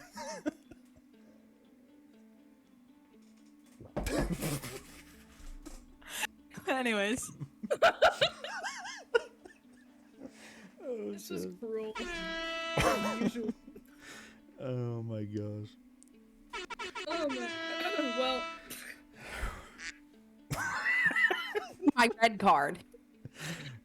This is on my list of red. No penis. so Oh shit. Classic man moment. so I like the implication is that Maverick is the little spoon right here. So this is not the first time for Maverick that him and Joel have woken up this way.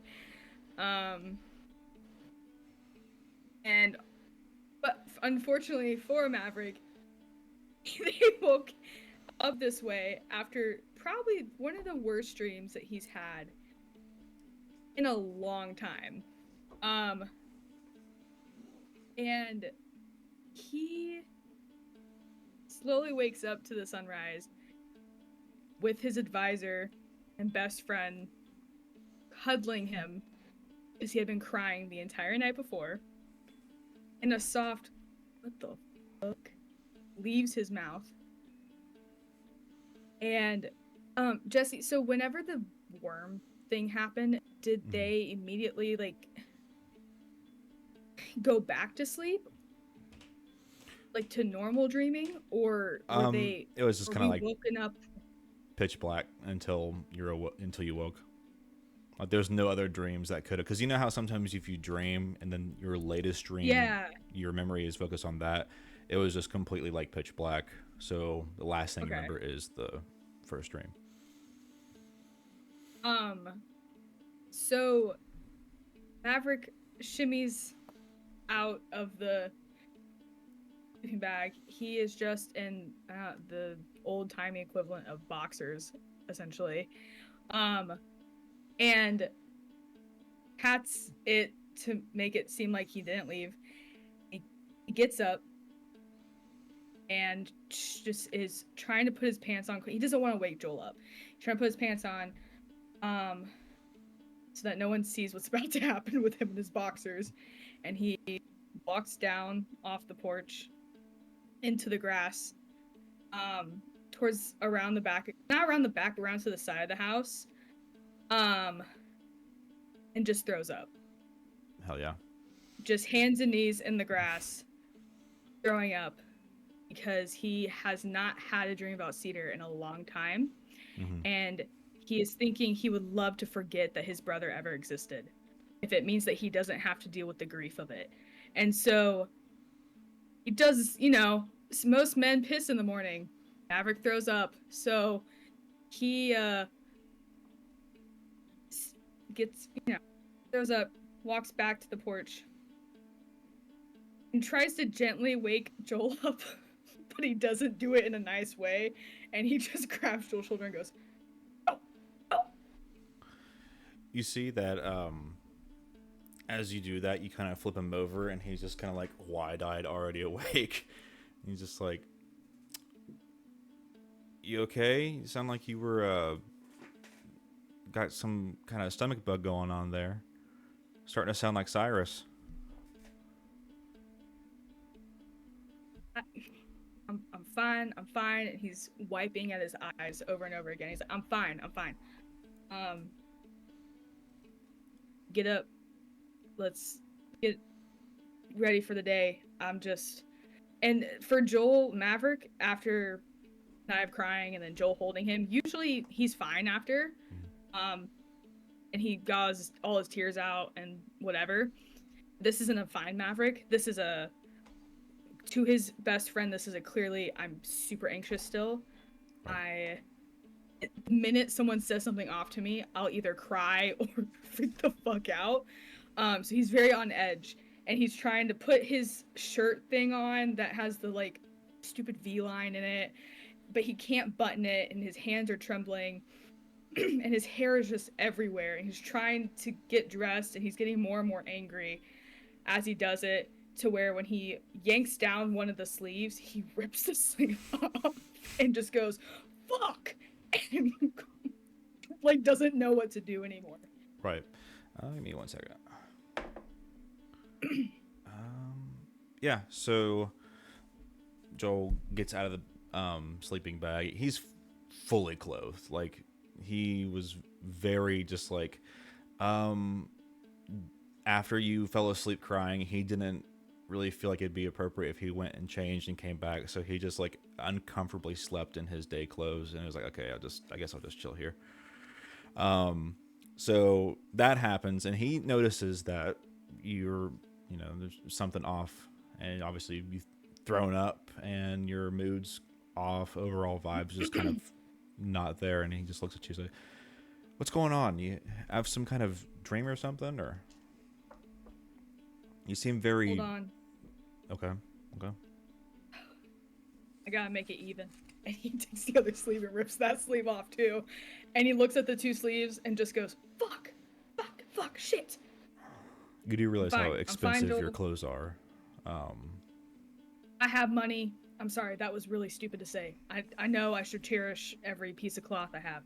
I know, Joel, I know. I'm just... Did you have a weird dream last night? Bad dream? Not in the slightest. No, I dreamed that I was back at Capitol.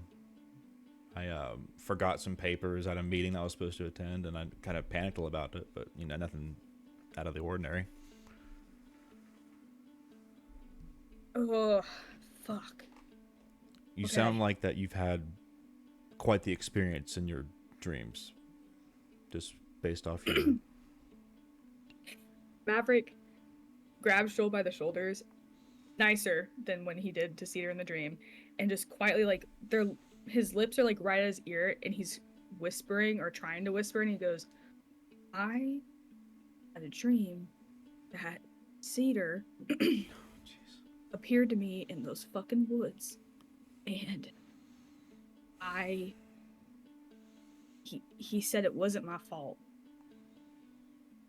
And then I woke up. Gosh. Yeah, I can I fully understand. That's tough. And also, Joel,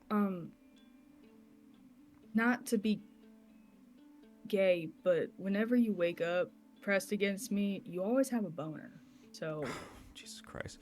I'm sorry. I swear it's not. It's just a thing. Mhm. But it just happens. I mean, it's nothing directed towards anything. oh, it's not. And then he turns and starts to roll up their sleeping bag. He tries to make it neat because he's gonna try and pretend like nothing happened. And he's still whispering to Joel, and like hush whispering. He's like, "It's fine. I'm not mad at you. Can't really be mad at you. I don't know how I'm gonna be today, so it's gonna be one of Maverick's mood days, I guess. I don't know." I get it. No. It's been crazy past few days. I mean, among school, I'm sure the picture didn't help. Maybe that's what kind of triggered this dream. Just kind of got you in your feels a little bit. But I need to talk to you about something very serious. Kind of shifting gears here a little bit. The campaign's coming up, and we know this. I don't think we are in, and by we, I mean, no offense, but you are in the right frame of mind to be doing the things that we need to be doing to try to get the votes in, like the speeches and things like that. Just because I feel like with all the things about Cedar, all these, just the overall vibes that we're giving off right now, it's just, I feel like you could benefit from with some time to just kind of figure things out a little bit, clear your head a little bit. Are you implying that I don't run? No, not at all. I'm saying before we start to run and before we start our campaign, I think we need to kind of refocus on what our drive is here. I mean, the drive has always been the same. I can't change that. Right. I think what needs to happen is, because, you know, we're tag team, package deal, right? There's so many hats that need to be worn, and we don't have enough heads if we're both in the same spot. So I think to work on your image to get those votes in, continue on this envoy, make Maverick Shad a face that is a likable face. Go, heck, when you're going to your next spot, go to a few doors and introduce yourself and, you know, hype yourself up. If it's okay with you, I will go ahead and head back to the Capitol, deal with your grandfather. Trust me. Especially with what happened back there, I think it's best if I kind of take the lead on that. Just because he can be a lot.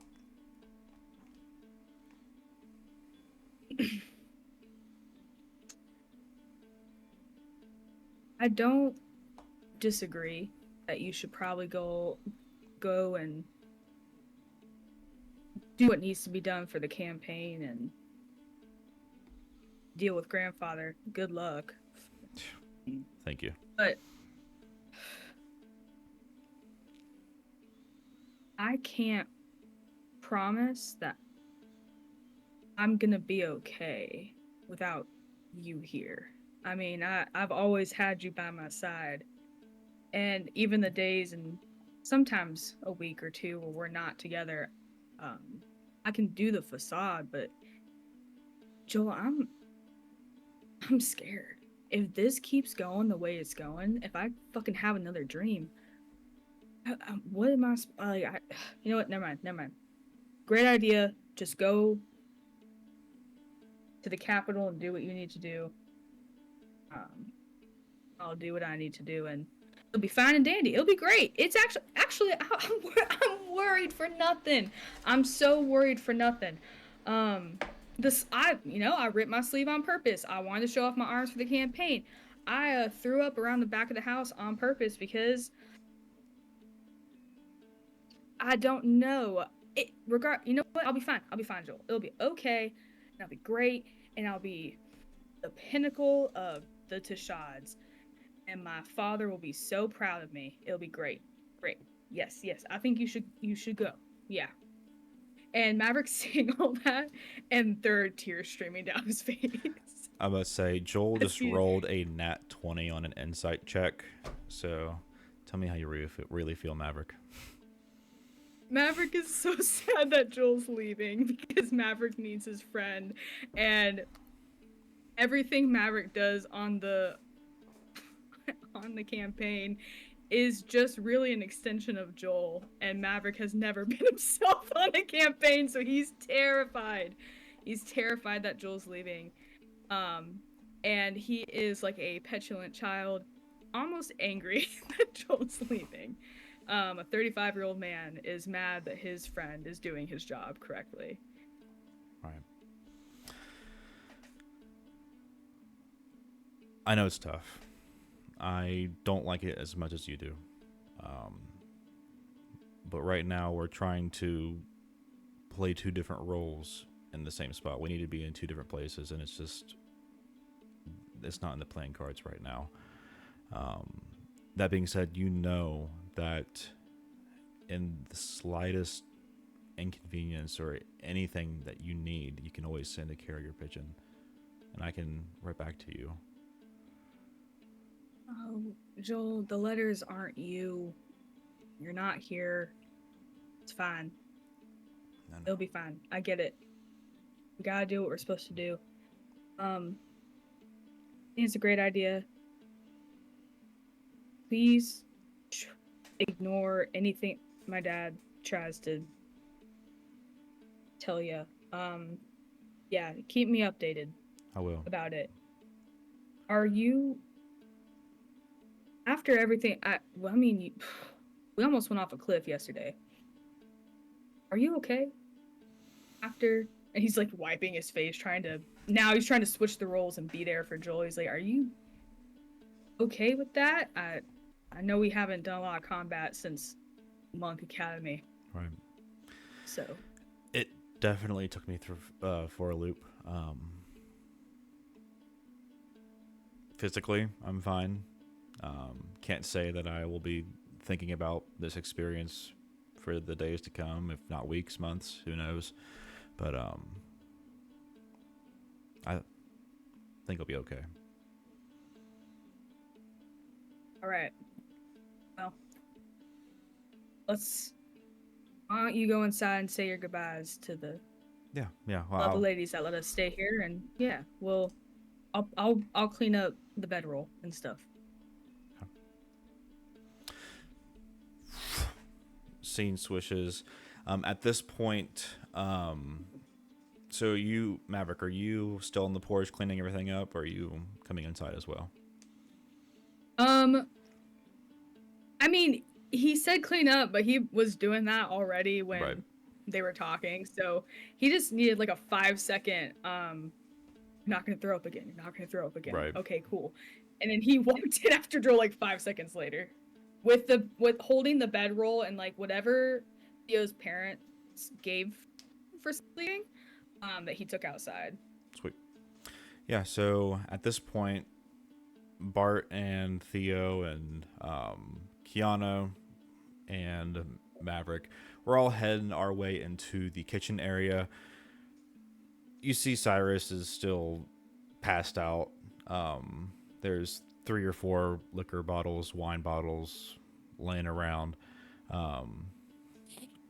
Would you like I to? crack a raw egg into a glass and put it in her hand for when she wakes up to cure that. A raw egg? Yeah. Fastest hangover cure you'll ever have, man. Ugh, yeah, because you barf all the liquor out. How does Kiana know that? Yeah. I'm medicine. I know everything. Oh, True. fair. Hey, Bart, Yeah. you want to go wake her up? Okay. Okay. I walk over to Cyrus. Mhm. I want to poke her. I want to poke her. Touch her face. Bro, Maverick's on the edge going. No. God, no. Only in the bed was like, don't do that, don't do that. Oh. Bart poking Cyrus's face. She wakes up with a start, and just her first instinct is just to grab whatever is closest to her, and that is the hand. So she grabs like really hard on the wrist, and she wakes up with a start, and she's like, "Where are we? What? Stop touching me! Why are you touching me?" Oh, my head. I put a hangover cure in your hand so you could. In your other hand. Oh, it smells awful. Drink it, it's good for you. It'll feel good. No, everyone back up. Just get out of my space. Back up. Why are you guys all crowding in the corner of the kitchen? It's like... the sun's barely up. It's my kitchen. Oh, I'm gonna be sick. She runs to the bathroom. Okay. Yeah, so at this I point, throw away the liquor bottles. Cyrus goes to the bathroom, does what Cyrus does, probably puking. Theo cleans up in the kitchen, but we noticed that, what was it, Adelaide is the nice one. Emig. Yeah, Emig. So Adelaide has been up for a while and has made a giant feast of like eggs, bacon, breakfast, precisely, and has been going around Cyrus's drunk body this whole time.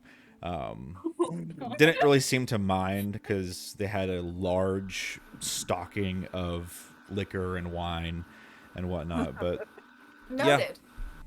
yeah. Hey. So you guys are at this point, everyone's down into the dining area except for Cecilia. She had to go to the market to pick up some leftover groceries and things like that. I do want to Cool. put a little bit of something in there. So everyone's now sitting at the dining table. Correct. Yeah. Yeah, or just in the kitchen, I think. Yeah, in that Okay. general area. Is my brother there? Yeah. Yeah, everyone. thank God. Fletcher, Aurora, everyone but Cecilia. So, yeah, so Cyrus is just kind of eating her food, whatever, with a fork, and you guys notice that she has like some cuts and stuff, just random cuts on her knuckles and stuff, for just random. You don't know why. Oh, But Sorry. while she was in the, sorry, Cyrus, your hands. What happened? Was it the glass? Here, I can help. And I place my hand on you, and I'll cast Cure Wounds. 1d8 plus my spellcasting modifier. Froggy hand. It's a Hello Kitty Band-Aid. 6 points of healing. That picture of Eminem that's like throwing something, he's like, That's 6 points of healing for you, Cyrus, and I guess the cuts on your hands kind of. okay. Yep. poof. Okay. Oh yeah, it's just really weird. Sorry to tell you this, Theo, but your mirror just kind of came off the wall randomly. So Oh, yeah. Cyrus, you have to be more careful. You see that Adelaide is like washing dishes when she hears that, or she like, and then continues to wash. Maverick is full on, like, he's not giggling, but he's chuckling because that's a fucking lie, and he knows it. He has punched many a mirrors in his lifetime, and he knows what the knuckles look like. He doesn't say anything.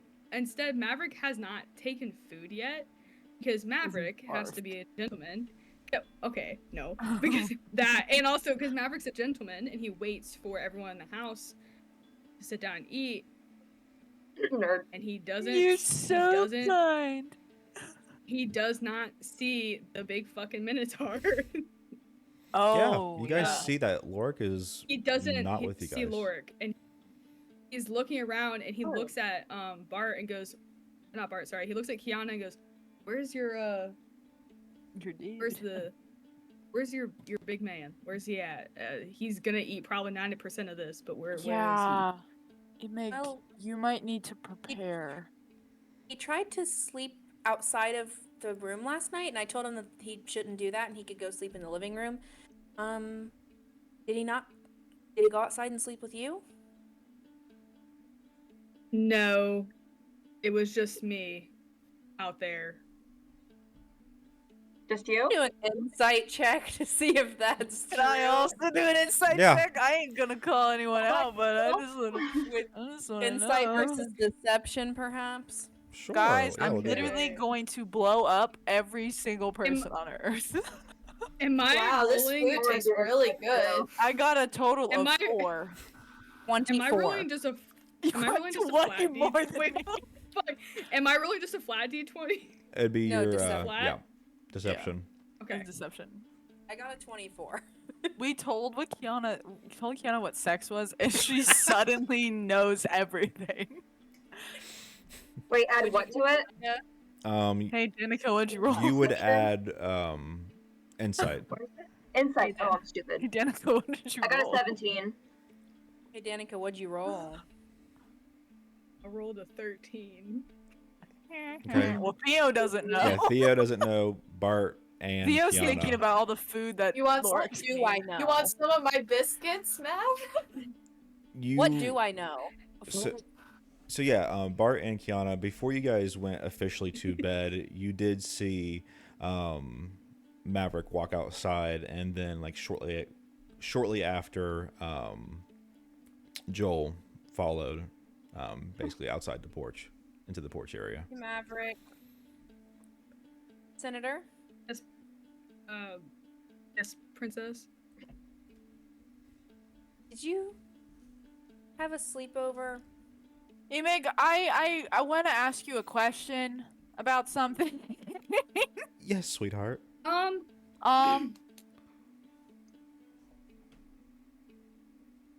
Fletch, go Staring away. at Senator like, Why? I got a question that I don't want you to hear. And then he poofs and vanishes. Go to the volcano. No, go to your volcano, loser. No, I'm kidding. I think I had a dream last night. Don't be silly. We're out. We don't dream. That's what I thought. Theo, But are you taking drugs in my house? no, why did you both think that? Why did you ever think that? I don't I mean, know. okay. Where would I even get drugs? You're on an envoy now. I don't know who you It run was a into. A clean senator and a sleepover. princess? there are no drugs Clean on. sleepover. Clean Adams. I have a sleepover. reputation. Okay. What was this dream that you had? So internally contemplating how honest I want to be about this dream that is directly tied to the the family trauma. So I was trancing and it was normal, and then it sort of like faded into like, it felt like I was at school, kind of like but I wasn't at the monk school.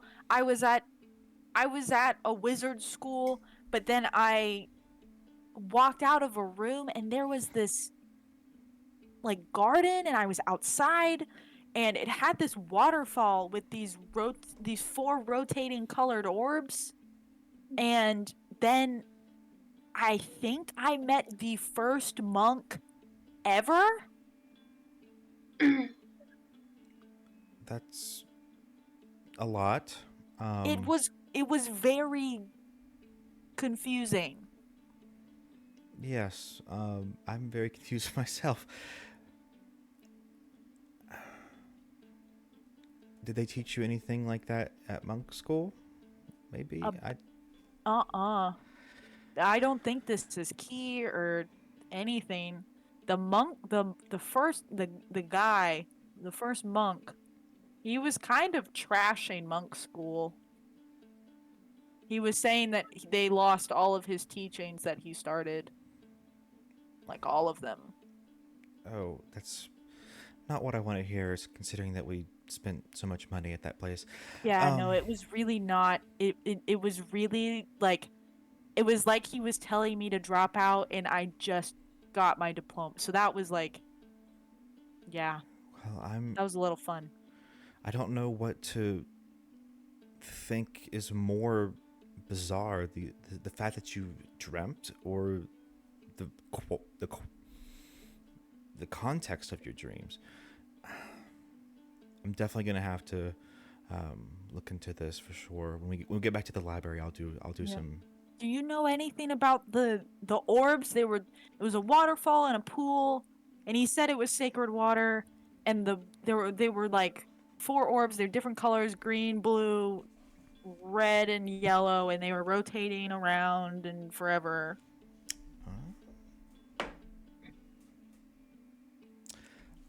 I'm sorry, sweetie. Anything monk related. I love you so much, but it's just not my lane. I don't even know if it was monk stuff. I don't know anything about orbs. Right. We might find some information. It's a very large library. We might find something there. I don't know. I'll go try to look too, I guess. How'd everyone else sleep? And she kind of turns to everyone else, like, were the mattresses comfy enough? Yeah, I slept in the barrel. that's my cue. Cheers. She just downs another bottle. It's Maverick quietly, like, he's doing the, like, the showman politician, like, it was great, I had a great sleep, but he's quietly, like, putting more biscuits on Cyrus's plate, just try, like, it's half of a peace offering and half of, he has been hung over a lot, bread is important. So he's giving Cyrus his biscuits, essentially, of the fair share. She's gonna vibe check that. She doesn't trust it. You need insight? He's poisoning biscuits. Go ahead. Give me an insight check. Like, can I just be like, basically, I'm not really checking the biscuits, more of like him, like The vibe. Right. yeah, Why he's are being weird. He's being nice to weird. me. He's being nice Guys, to me. everyone, stop insight checking no. me. Oh no. Oh, okay. That is a 10. 10. You try your best to, something's off, but you're having a hard time distinguishing if it's because something's off of Maverick or the fact that he's taking so many biscuits, and you are remembering from the last time that we had a biscuit encounter. So you're just kind of going back and forth with, like, is it him or is it the biscuits? I can't. But you do realize something's off. All the biscuits. I take the Cyrus. bottle. Cyrus, please drink the raw egg. Iris, you're on duty. Egg? Yeah, You you're can't on be duty. my Are guard. you trying to kill me? You're on the As- clock. At least the weird As they one do over this, here yeah. is giving me food. I will say, As The they're last- doing this, oh, I'm sorry. no, I was gonna say, I will say, I'm pretty sure the only thing that was in Cyrus's hand was the glass that had the egg. So if you did take another swig, you unknowingly drank the egg. We got rid of it. No, you had it, bro. Oh no. Imig, lock wait. the liquor cabinet. She's Oh, gonna get in I'm again. sick. Yeah, And I she think runs to you're the right. bathroom again. Because she runs to the Oh. bathroom again. Oh God. As Maverick, this whole embarrassing. biscuit thing happens, and he doesn't he understands why she doesn't trust him. He doesn't care because right now they said Lorik was in the living room. Yeah, where And is Maverick he? Maverick walks out of the kitchen after being like, it was delicious, food was great, blah, blah, blah. Walks out of the kitchen, looks in the living room, and goes, there's no fucking way I missed a giant minotaur. He's Yeah. not in here. And he starts walking trying to be respectful of the house, but he's calling out for Lorik. And the more that he doesn't get an answer, the angrier he gets, because in his mind, Lorik just left. And there's a princess who he's supposed to be guarding, and this is the second time that Lorik has not done his job, under Maverick's opinion. And It's so just Maverick, a boy! Maverick just goes, what? And he walks back into the kitchen and looks at Kiana and goes, Princess, with all due respect, Yes. where is your bodyguard? He was in the living room, was he not? So you should know where he's at. At all times, he's not in there. I should know, or should he know where I I was am? about to say, isn't it the other way You around? should be aware that he is not in here watching over you. This is a safe place, clearly, but we can't miss him. I mean, he's not in this house. If everyone would like to make an investigation check to search the house that we haven't seen. Yeah. Yeah. 6. Oh, baby! Heck yeah. That's an Oh, 18. This is my house. Cyrus is so out of it. She doesn't even care. She rolled a nat 1. She's Nat in one. that bathroom. And She's she's in the staying there. Right. She's staying there. I rolled an 18. This is my house. I live here. 18. Investigation. Yeah. 21. I'm sure 21. that Lorik just went out to eat something. He loves to eat. He I wouldn't got go a to the 6. kitchen. You got a 6. Wouldn't we search the kitchen first? So yeah, you guys search the house after a little bit, and you, Bart, you walk into the upstairs hallway, and you see that the attic little, what's that thing called where it's like the roof that The Little ladder thing. yeah, the ladder Oh, ladder. thing, the ladder that has attached to the attic is completely out, and the entryway to the attic is completely exposed. I probably shouldn't go in up there. I'm gonna go up there. Alone? I mean, is anyone? I'm not Who's the going. closest person near me? I don't know. My house. Right now it's just you in that hallway. Theo is in another room within that hallway, and everyone else is kind of scattered. You can yell if you want. Huh? Damn, come here! I'm coming. What the? You have an attic. Yeah. It's open. Okay, I'm gonna. Can I go up there? We can go up there. I'll go first. Okay.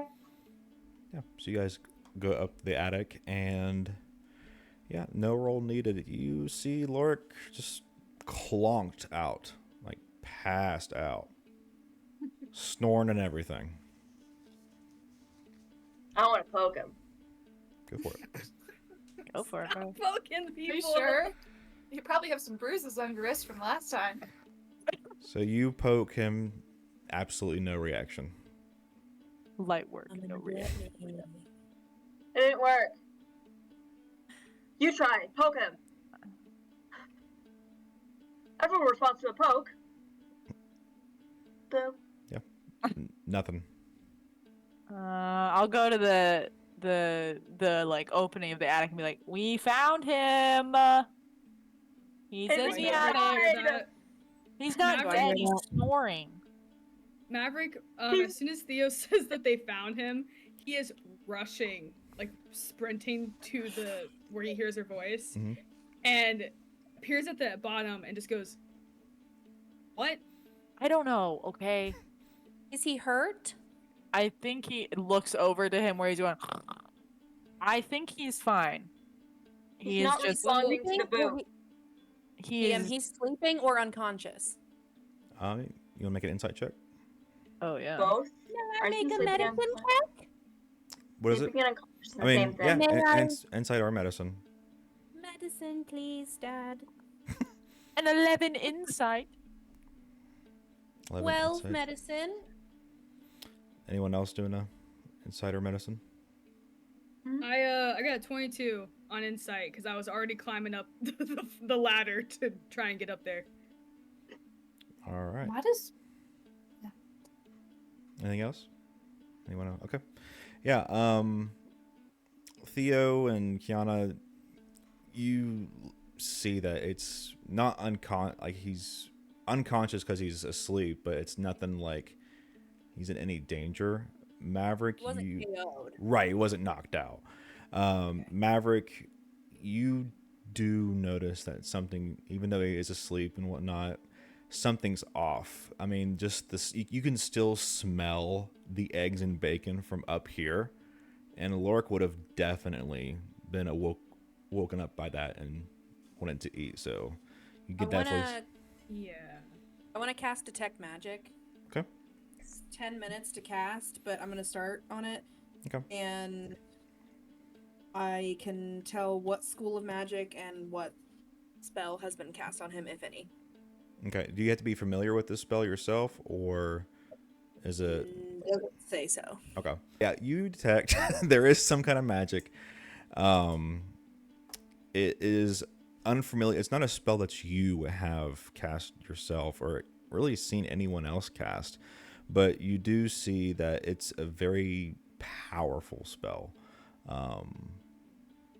Yeah, very powerful. School of magic. Abjuration. Is that how you say that? Yeah. Thanks. Yep. Tanks. So yeah, you detect a very powerful spell that is. Lord has a very powerful abjuration cast on him. I don't know what it's from. I don't have any kind of ability to dispel it. I don't know. Bart, do you have anything like that? Do you have a way to dispel magic? I also live with 4 wizards. That's really true.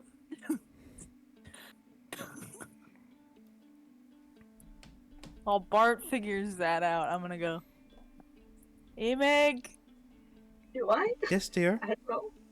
he's in the attic and possibly magically asleep. Oh, that's interesting. And she makes her way up, and Help! Help me! so Help! do we know exactly what happened, or we just? I don't know. Some kind of powerful abjuration. Gotcha. I can have it to where Maverick is like, he understands that they're trying to wake him up and shit, but he's more concerned on Lork not being in the attic. So he's like, okay, Let's get him out of what here. we're doing right now, we need to get him downstairs somewhere more comfortable, because Why don't we put him I in the don't- carriage and we can go to the library? And then he'll wake up eventually. He just might be sleeping in today. With all right, magic on him? It's Yeah. Yeah, I guess. I'll get him down there, cause Oh, yeah. yeah, Maverick goes to put goes to put Lork over his shoulder? Question mark. Yeah, that's the mean athletics. Straight check. Uh-oh. Don't worry, Science will Oh. come do it if you can't. Oh, how Don't do I what the- have ever wished for a nat 1. Don't know the barrel thing. Oh boy. Okay. Can I give the help action because I have thaumaturgy, so I can open the door for him using it? Yeah, sure. Okay. I got Throw an him down. eight- We throw him I out got the an attic. 18. I got an 18. 18. Yeah, I would say it's a struggle since he's such a big beast, but you're able to do it. Yeah. I film on my shoulder, and I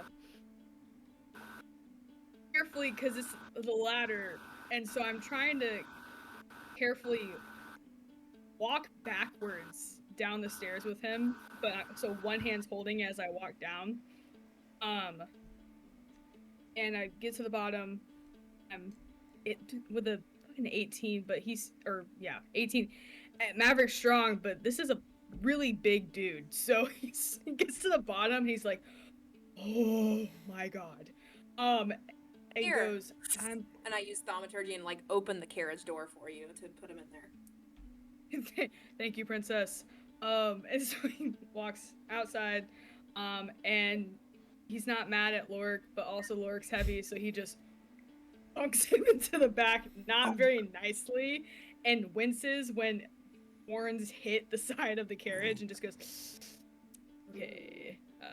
And he adjusts him nicely and carefully, on his back. Yeah, for sure. So yeah, would that all Can you happen? get my barrel? I'll get your barrel. Thank you. Don't spill it in my room. It's empty Yo. now. Oh! Okay. Oh, boy. I got a 22, so I got the barrel. You You throw the I barrel. got the barrel is so much lighter than Lorik, so I finally pick it up and go, I didn't break it, and then walk out with it to the carriage and sit inside. And as I pass Theo, I go, you didn't spill any water. Heck yeah. Good. Good job. All right. So are we anything else before we head to the library? I'm gonna Is sit Joel on coming Lorik with us? the bench. Or is Joel leaving? Oh yeah. So at this point, you guys are surrounding the carriage area, and you see Joel has kind of watched all of this happen, and he's been just kind of like awkwardly standing in the background, waiting for the right moment to say anything. And then he's like, "All right, well, some duties have called my way so I need to head back to the capital city, or not the capital city, the capital of Empyrean." Basically, campaign's coming up. We have a lot of work to do, but don't worry, Maverick's gonna still be here with you guys. It was a pleasure to meet all of you and to be with you, but I will be on my way. Oh, yes. And he grabs Kiana's hand. Oh, okay. And then he grabs Bart's hand. Okay. And then he just turns around and he gives Maverick like a very like heartfelt hug, like a brotherly, like, oh yeah, brother hug kind of thing. And then a kiss on the mouth. Maverick hugs back, and he's like, oh, brotherly, in Joel's ear, but he's like, he pats the back of his head, kisses both of his cheeks as they do normally, Right. and then just goes, Joel reaches I'll see you around when I and see gives ya. a little. I'll see you when I see ya. And he watches Joel go to, like, for way too long, like, watching him leave, turns back around and just wipes tears away, and then looks at Bart and goes, don't make him kiss your hand, that was weird, and then gets in the carriage. Everyone else I is think- doing it. I think it made sense. Listen, we taught Kiana that she can swear. She can teach you to hold your hand out. You for the taught- fist. Oh, you said you wouldn't tell, Theo. I was talking Maverick- to I was Maverick from the talking to carriage? Bart. I Us. already knew. Us.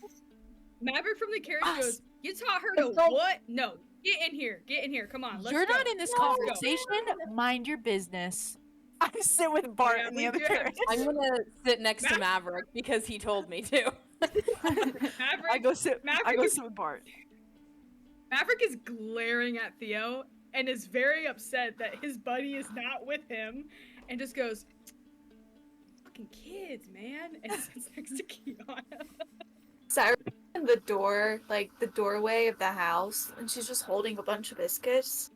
She's like, Oh my god. "Oh, We've gotta go. Leaving. who was, We've gotta go. Bring who us was that Rick. guy again? Who was Oh that? my What? Bring them with you. Get over here. Come on. We'll explain on the way. You're literally driving away. You're gonna have to run, jump on the back. We're literally leaving this station. You're gonna have to jump on the caboose. You make me do stuff and I don't wanna. She just Deal. in the carriage. Yeah. Cyrus, come on. Is Rory also coming? Like Bart's going, so she's like, I'll go anywhere. I would say she had all the intentions to, but Adelaide is obviously coming along with you since she needs to open up shop anyway. Yeah. But she specifically pulled Aurora aside and said, "Listen, You can't. you're starting to freak people out. You gotta chill. You gotta, yeah, and just don't." And then tells Rory to, yeah, You gotta be so normal right now. right. On the ride, if it's okay. I think it's me, Maverick, and the passed out Lorik. And like I said, I'm like sitting on Lorik like he's a bench, and I just keep occasionally like I'll like pat his head and hope he wakes up. Hey. I'm like, I'm sitting there and I'm just like, Senator, I'm very sorry about my foul language. That was not very ladylike of me, and it will not happen again. You didn't even hear me say anything. It's just the fact Maverick that you didn't do it. Maverick is confused because he has certainly said the word fuck like 3 different times around Kiana, and he like turns, sees her sitting on Lorik like it's a bench, tries to not laugh in her face, and goes, "Princess, you can curse. It's not a ladylike thing. You can say bad words. It doesn't make you any less of a woman." Okay. Can I ask you a question? Yeah, you can ask me anything. Are you all right? Except for Because that. I have all kinds of healings. You seem like maybe not yourself. I have all kinds of things I could maybe help with if you needed anything. Physically I'm fine, Kiana. No need to waste what you got on me. I'm fine. Everything's great. It's fine. There is no hole in my heart right now at all. Are you sure? So anyways, what curse word did you say? I'm curious. Can I tell you something? You can? Yes? Do you remember when we were at the party and you were very honest with me and you said that like you were explaining to me how it is to like network and like you talked to me normally, like you didn't have to talk to me like I was a princess and we just kind of talked to each other? Yeah. I'm worried I'm about to say something rude. Nothing rude you can say to me, it's fine. Okay, because it's kind of a secret, but you were in the carriage the other day when I was writing the letter, so I know that you kind of know, and I guess I just want some advice, because when your brother passed away, it was kind of worldwide news, so I know that's not, like, a secret, and, well, I had a brother that passed away, too, and,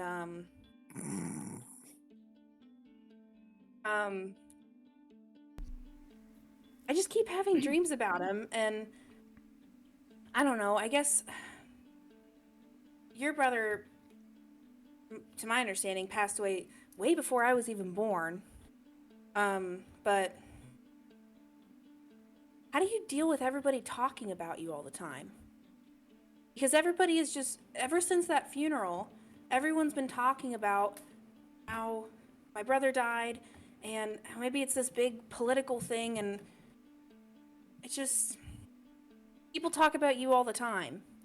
And sometimes it's bad things, and sometimes it's good things, but I don't know. I haven't been in this politics thing very long, and I don't know how to deal with it, and it just makes me really sad. And I roll an insight check just to for sure just to be very sure that she is trying to be transparent right now about everything. Just this is a real question. This isn't gonna bite me in the ass later. Yeah, go for it. You want me to roll anything, or are we chilling? I think we're chilling. Cool. Because Kiana doesn't know 21. anything, so. Right. Okay, I got a 21. Okay, yeah. So you are very confident that she's being very sincere, and you're also very confident that you are still in the clear, that you have no indication that Kiana would suspect that it was Okay. you. Yeah. Princess, whenever you put yourself out there in any regards, whether it's like Bart as a singer or like us as politicians,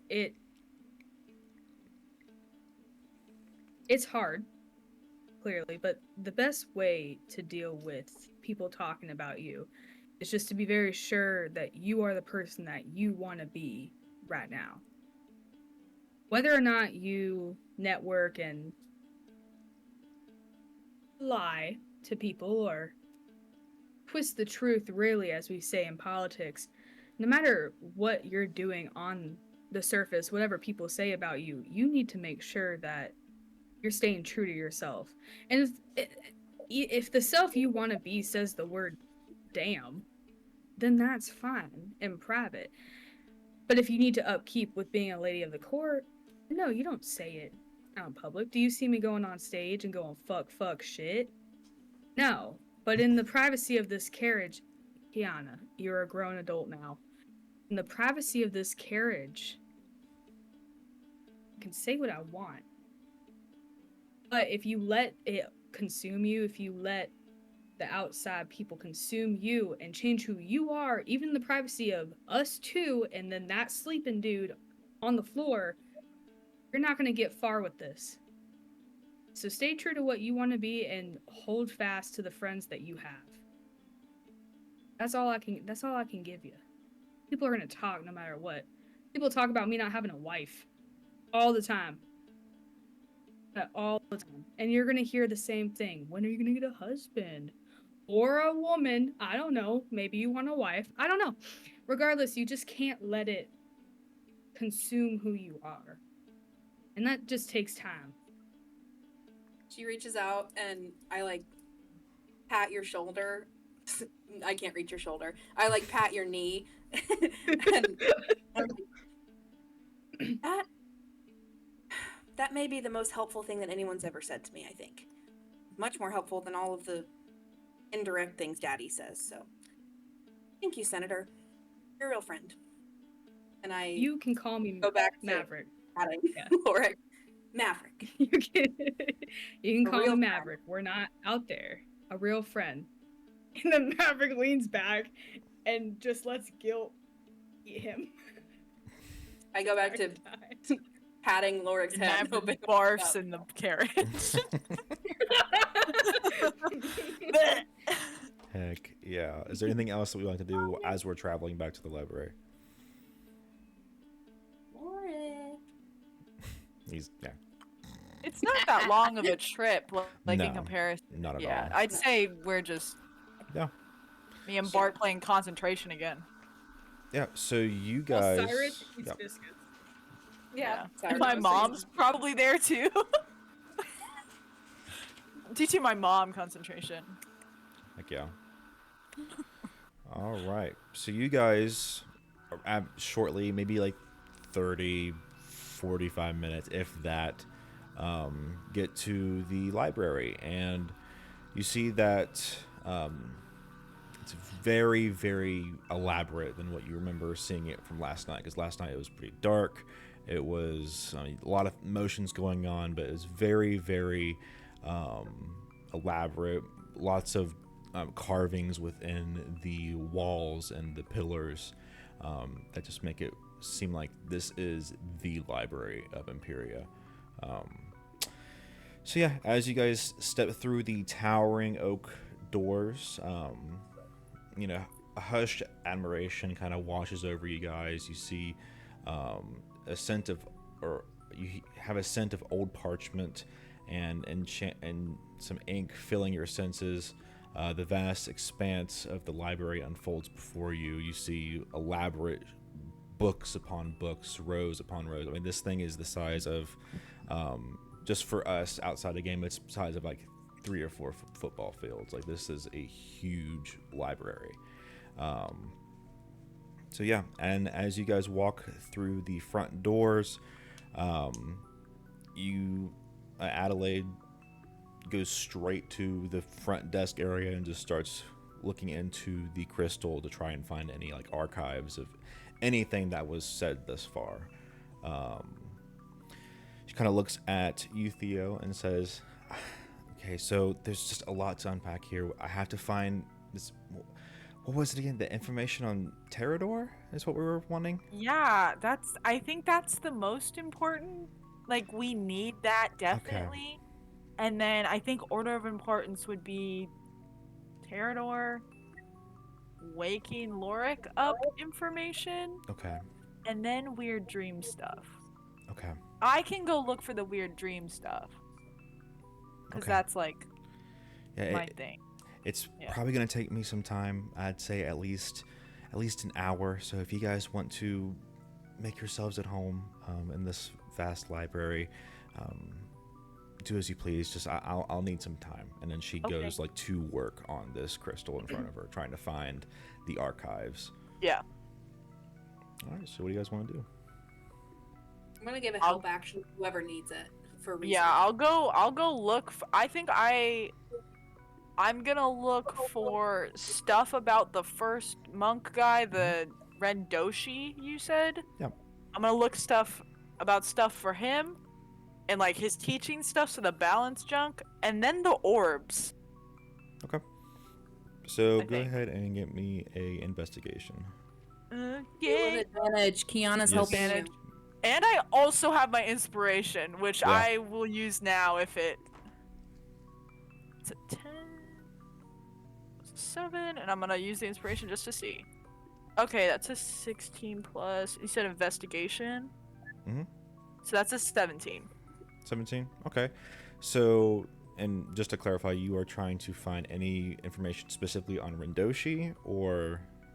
I think that's the big one, because he was like, look in yourself and stuff, but that's like so vague, and he had so many teachings. So Yo, do you want guidance, or are you happy with a 17? What would that do? It's an extra 1d4. Why not? Might as well. I guidanced you. Okay. Yeah. That's a 19 now. Okay. Yeah. So. Like Kiana is here jumping and grabbing books for me.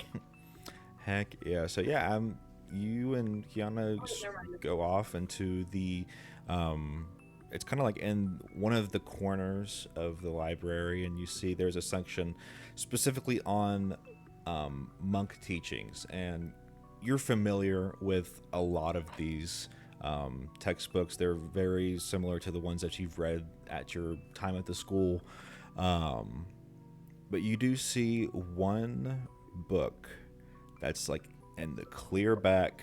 It's fairly small, and it looks like it hasn't been touched in years, and it literally, word for word, the title says "The Way of the True Monk."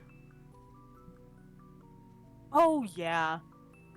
Here we go, guys. You open up the front, like just the cover page, and you see like the author is Monk Rendoshi. Bro, he wrote it like it's in his handwriting. Yeah, it's like his journal. Look inside myself, my behind, bro. Your book was in the library. No, I'm kidding. She thinks that, but she's not like, screw myself. No, but whatever. Anyways, yeah, obviously I have a library card. I go check the book out. Awesome, sweet. So you do that. Does I- anyone else and I- want to Yeah. look for anything specific? I will say when Theo and Kiana go off on their own, Mhm. Maverick, he keeps hearing all the stuff about the dreams, but he doesn't have any. Like everyone has weird dreams to him, and he's a human, so he dreams every single Oh. night. But for him, he's confused on how everyone at the same time had a bad dream, is what he's assuming. So he walks over to Cyrus, and he looks like he's like a foot away, keeps his distance, but he looks at her and goes,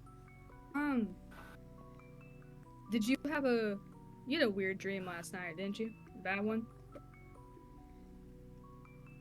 Not that I'm gonna talk about it with you, but yeah. Why? Seems like Well, everyone's been kind of I weird don't- this morning. Right. I'm not saying that we need to go into the details of our dreams, but did yours? He sighs and he's like, I'm not gonna play this fucking game. I'm a politician as my job, not right now. And he just goes, alright, Cyrus, I'm gonna level with you. I had a really fucking bad dream. It was way too real. It was way too specific. And it was a past memory I had about a relative that is no longer here with us. And he was not kind to me at all. And he is the kindest person I've ever known. Does that sound anything similar to what you had? That's weird. That'll explain why you've been so weird this morning. Yeah, it does sound kind of familiar. But why? What does this all mean? I mean, if I had a bad dream, you had a bad dream. I heard Theo talk about her bad dream. And Kiana, I don't know. And Bart, I don't really know, but I don't understand how all the pieces of we all have really bad dreams, and then we wake up and Lurk's in the fucking attic and isn't responding to anything. I don't understand what this could mean. And he goes to start looking for anything about dreams in the library, anything to do with dreams or yeah. Just I want to piggyback. I'll do another check for this, but I also just remembered I want to look specifically about elves having dreams, because that's like what. Right. Yeah. Sure. And then Cyrus, she kind of tries to sneak away from the rest of the group, and having just talked with Maverick, only brought back her dream to her more. So she's gonna go and try and find like a newspaper or article or anything about like Finn's death, the uncle, because he went out on that mission with Kai and they never returned. So she's gonna go and just look at it, just see if for some reason she remembers anything different. Yeah, for sure. All three of you can make a investigation. I got a nat 20. Nat 20. All right, and remind me again. You were looking for elf dreams. I'm looking specifically at elves having dreams or visions or junk. Right. So yeah, you. Guidance, y'all's 1d4. You said you investigation. got all of us? Yeah, investigation. Yeah, it's a investigation. cantrip. You can do it over and over. I got a 20, so el natural. Heck yeah. Anyone else? And then you- I got a Sorry. Go ahead. I got a 5. Okay. Yeah. So starting with the nat 20, you find exactly what you're looking for, but you see that more so it's based off visions than it is actually A dream, yeah. Like there's no dreams, and these visions are based off significant in our current lives, whether that be current trials or current traumas, whatever that might be. Super cool and fun. And so I had a trauma vision, and then Monk God spoke to me. Right. Super neat. With the 4, Maverick takes a bite out of a book. Bro, Maverick doesn't have to read. People read for him. Maverick You- holds the book upside down. you find a book that is entitled An Adventurer's Dream, thinking that it's about dreams specifically, but it's just a nonfiction book that someone had written, and that happened to be the title of the book.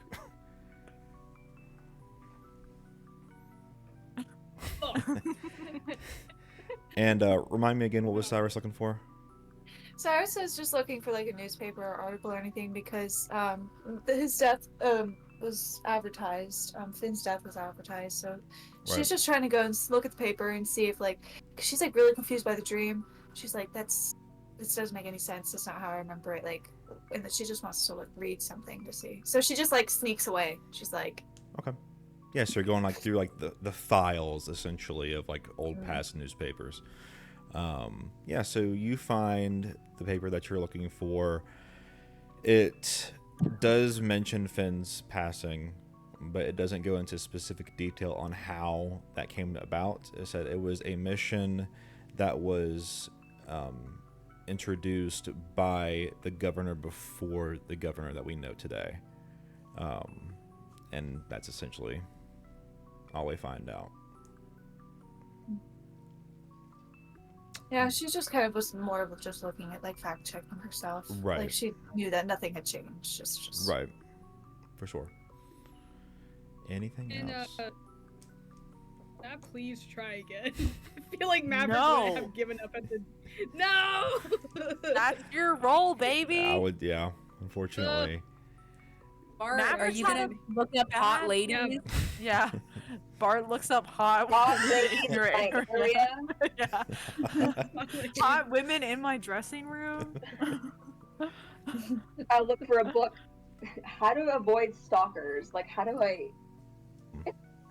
Yeah, you find a book that says like it's titled "So Someone's Stalking You?" question mark, and yeah, it just kind of goes in tips and tricks on how to, I report checked the book out for Bart. report said It would have been a things. 23. Oh wow. Oh, yeah, Yeah. for sure. I checked the book out for Bart to keep for a little bit. Heck yeah. All right, can everyone make me? Is everyone still scattered? Or are we kind of like circling back? I'd What are we say doing? like if we all did our thing, we're all like at a table reading. kinda- I know I'll probably Yeah, be reading stuff I've got. Oh, I walked back with my dumbass fucking book. And I just think- went, well. No, I think something funnier would be that like Maverick went looking for that book. But he's had such a bad morning. He started reading it, and it's like a pretty good book. So he's like, "Oh Right. yeah, I'll keep reading it." I offer to read He's it like, to "Man." Maverick. Yeah. Heck yeah. Do you want me to read it to you? I think We're all Cyrus is probably settled just at- on her. Sorry. Cyrus is what? No, go. Cyrus is probably just on her way back. She's not bringing the file with her, obviously, because she doesn't want everyone to know what her dream was about. But Yeah, fair. So with that, Maverick, do you want me to read your book to you? I'm getting through it. Okay. He's it's like upside down. It's like what's this book thing all about?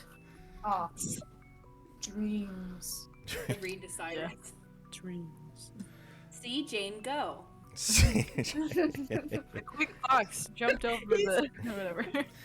All right, can everyone make me a perception check? Yeah. Oh, no worries. Cyrus Oh isn't my good at those. dice so jumped out the thingy.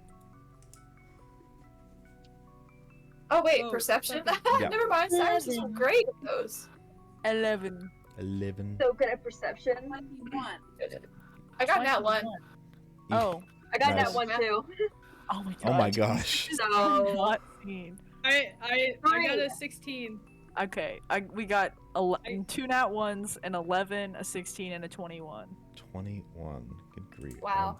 Great Thank spread, God guys. for Kiana. Kiana's so perceptive. So Literally. Yeah. Cyrus is still a little bit hungover. And It's all the biscuits. they're kind of like have their hands on their knees and they're just kind of like leaned over, like dry heaving a little bit.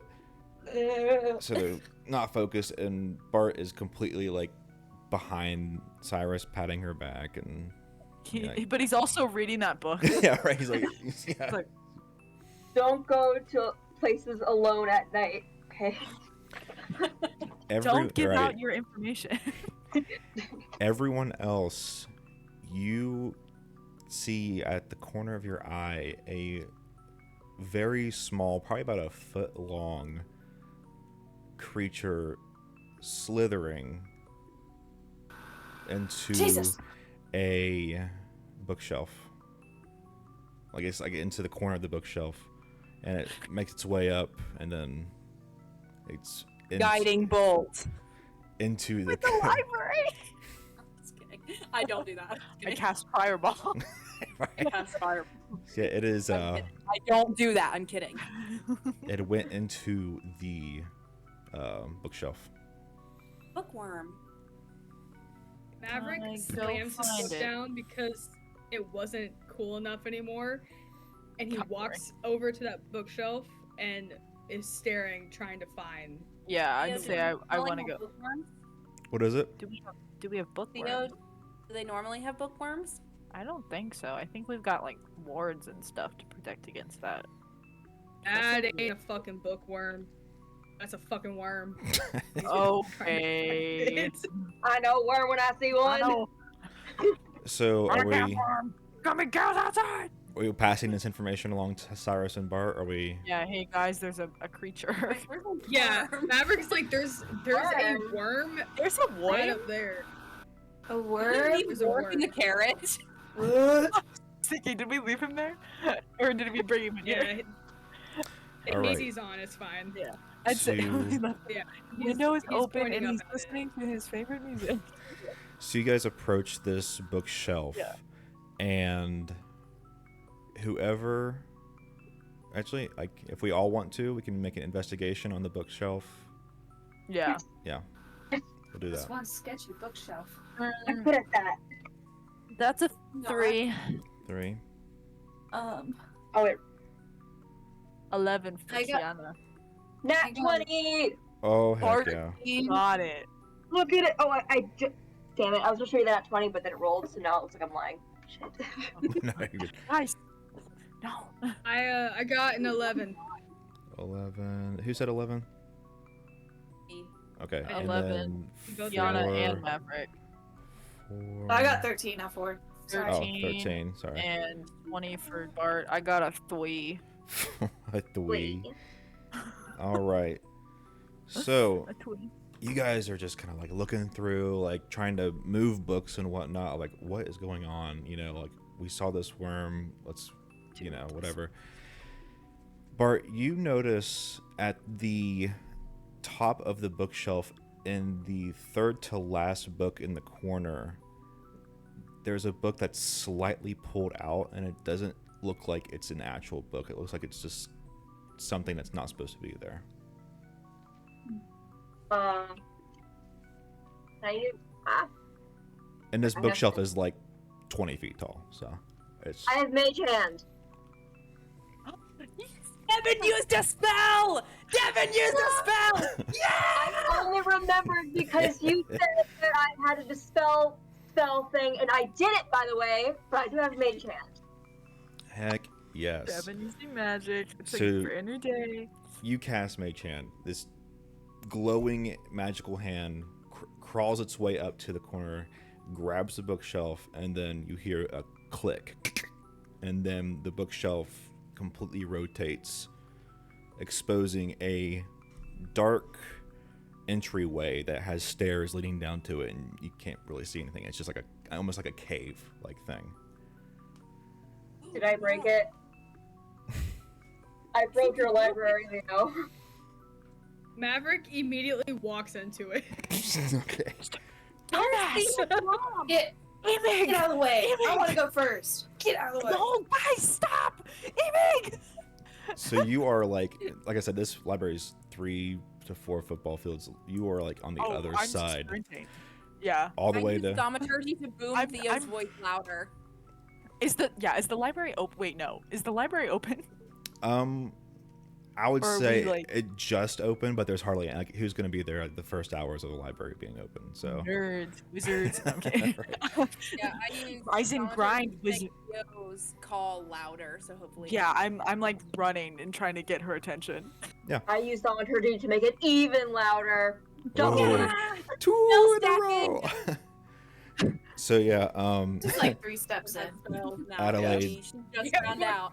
Adelaide just like, oh shit, okay, and then she like gets on her. I imagine like those rolling ladders.